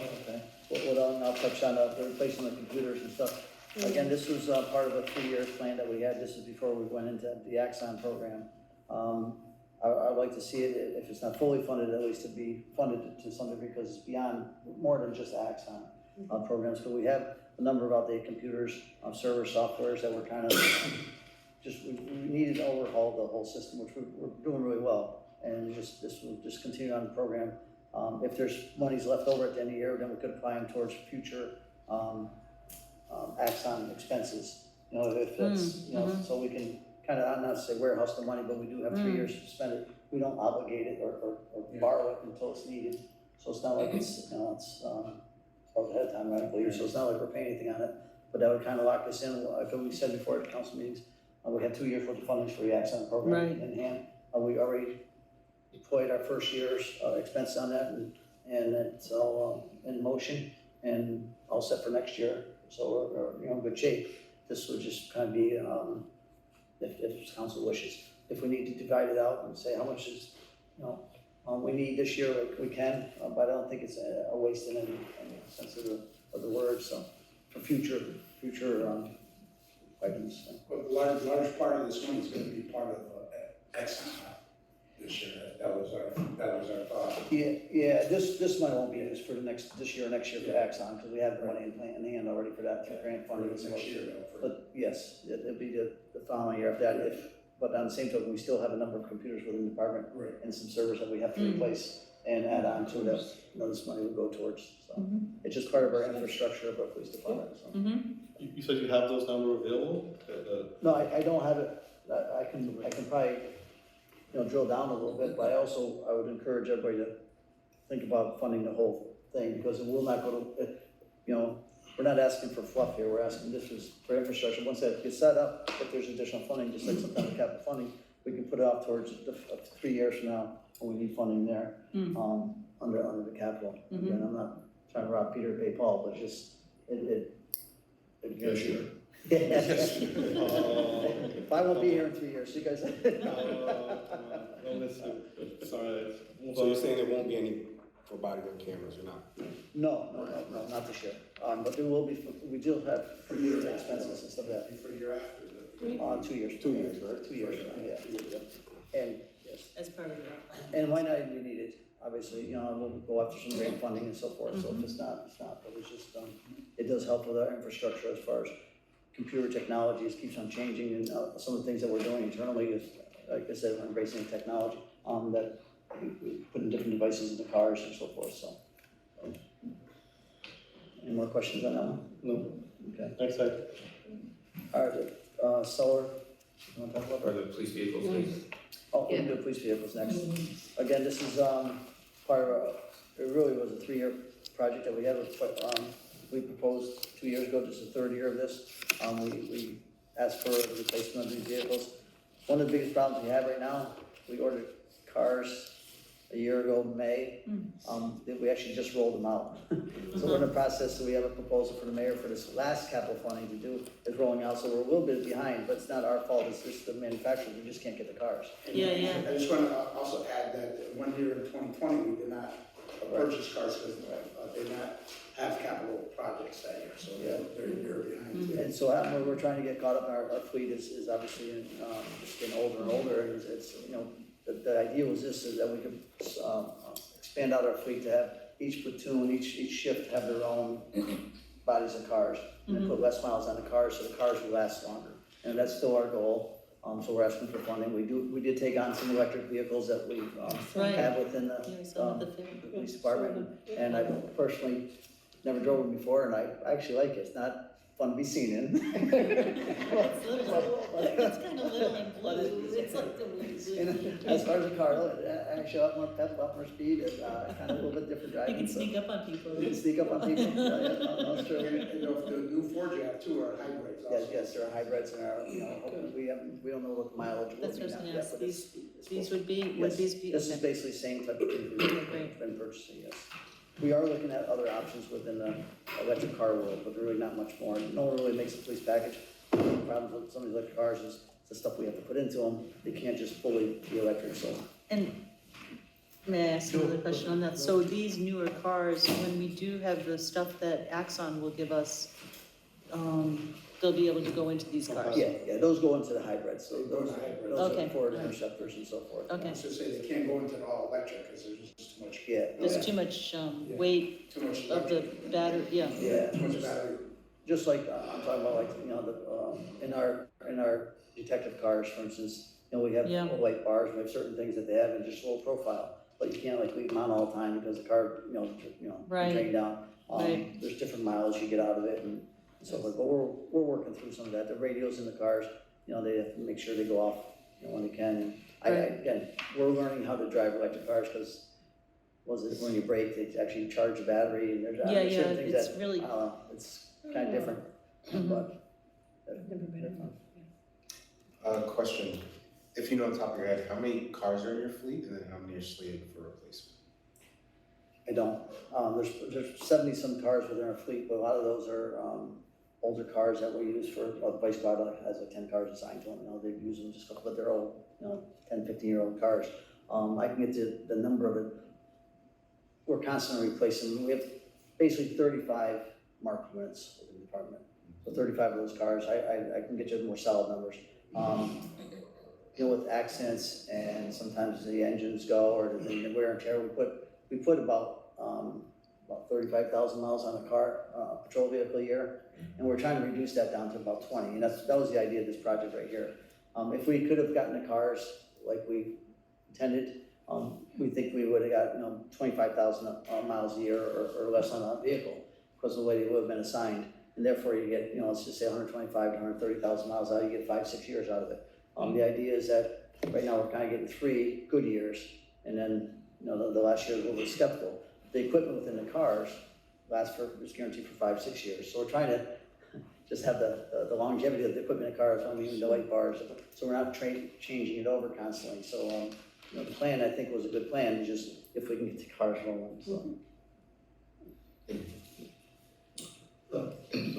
When we started to, we missed 20, we did some purchase, 21, 22, and now this. Is there any way you can get a list of how much replacement we did in 21, 22? Plus this 10, 14, 16 here? How many cars were we? How many we did in 21, 22? Yeah. New vehicles? How many we purchased? Yes. Yes. None in 21, because we actually put an order in, and we didn't get it until 22. How many got delivery? Yeah, it's more how we got delivery on. So I'll have to go back to 20 and Yeah, just to see how many new 20, vehicles. 20, In the last two. okay. We just got 21 Okay, yes. cars, they're starting to roll out. Yeah. We haven't ordered 22s yet.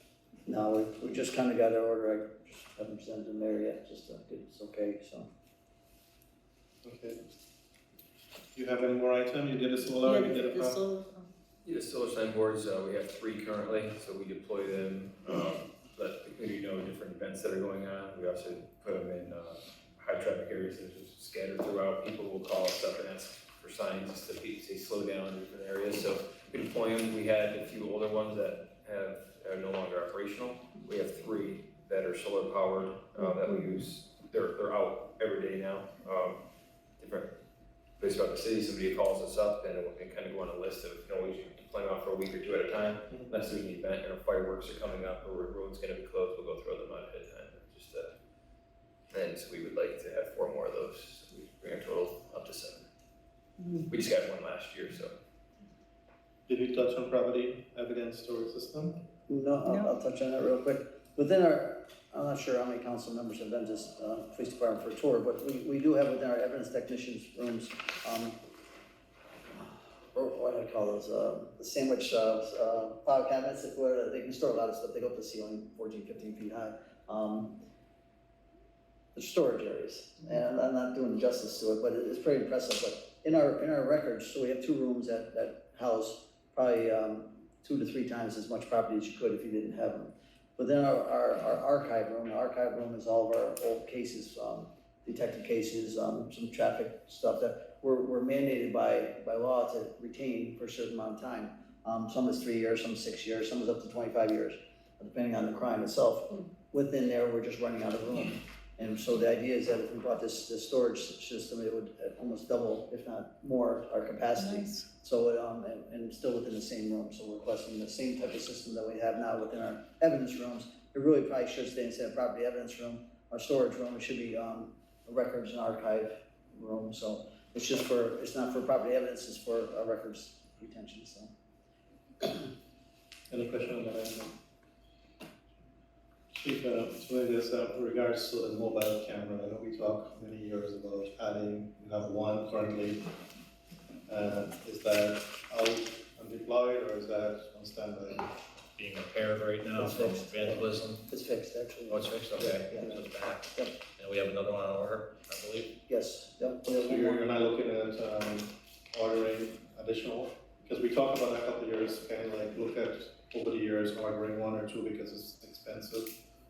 So may I ask what that It's is? balancing the camera network, so some of it, as you expand the network, you don't have the need for the one-off deployments.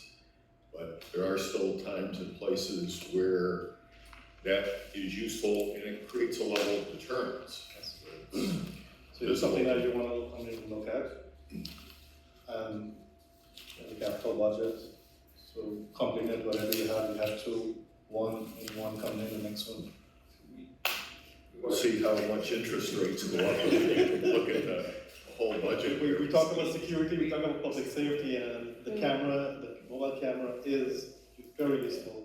I can tell you this, that we're looking at camera systems in general a lot. We're looking at how we can better utilize the cameras that currently exist in the city, smart city, optical sensors, the county's cameras, private cameras, how can we capture all that? There's software out there that can help us with that. There's license plate readers that we're looking at. So we're looking at the whole big picture, and that certainly could be a part of it. And we're gonna need a little bit more research to get an answer. I'm not to delay us, but I don't actually know what that is. Can I just say, when you're moving into an area, everybody knows it's there, so everybody's kind of. That's what I'm saying, it's very useful when you have all those cameras out there, everybody knows what it is, everybody talks about it. So it's like, well, The South hey, Avenue, yeah. keep your hands off. It's a total trailer that's about half the size of a full-size table, and it goes up like around 20 feet or something, there's a bulb on top, and it's 360 camera, and I it's have solar never seen powered. It's been, we have others. You don't live in I was just gonna say, I'm glad, but I have Oh, never we see seen you.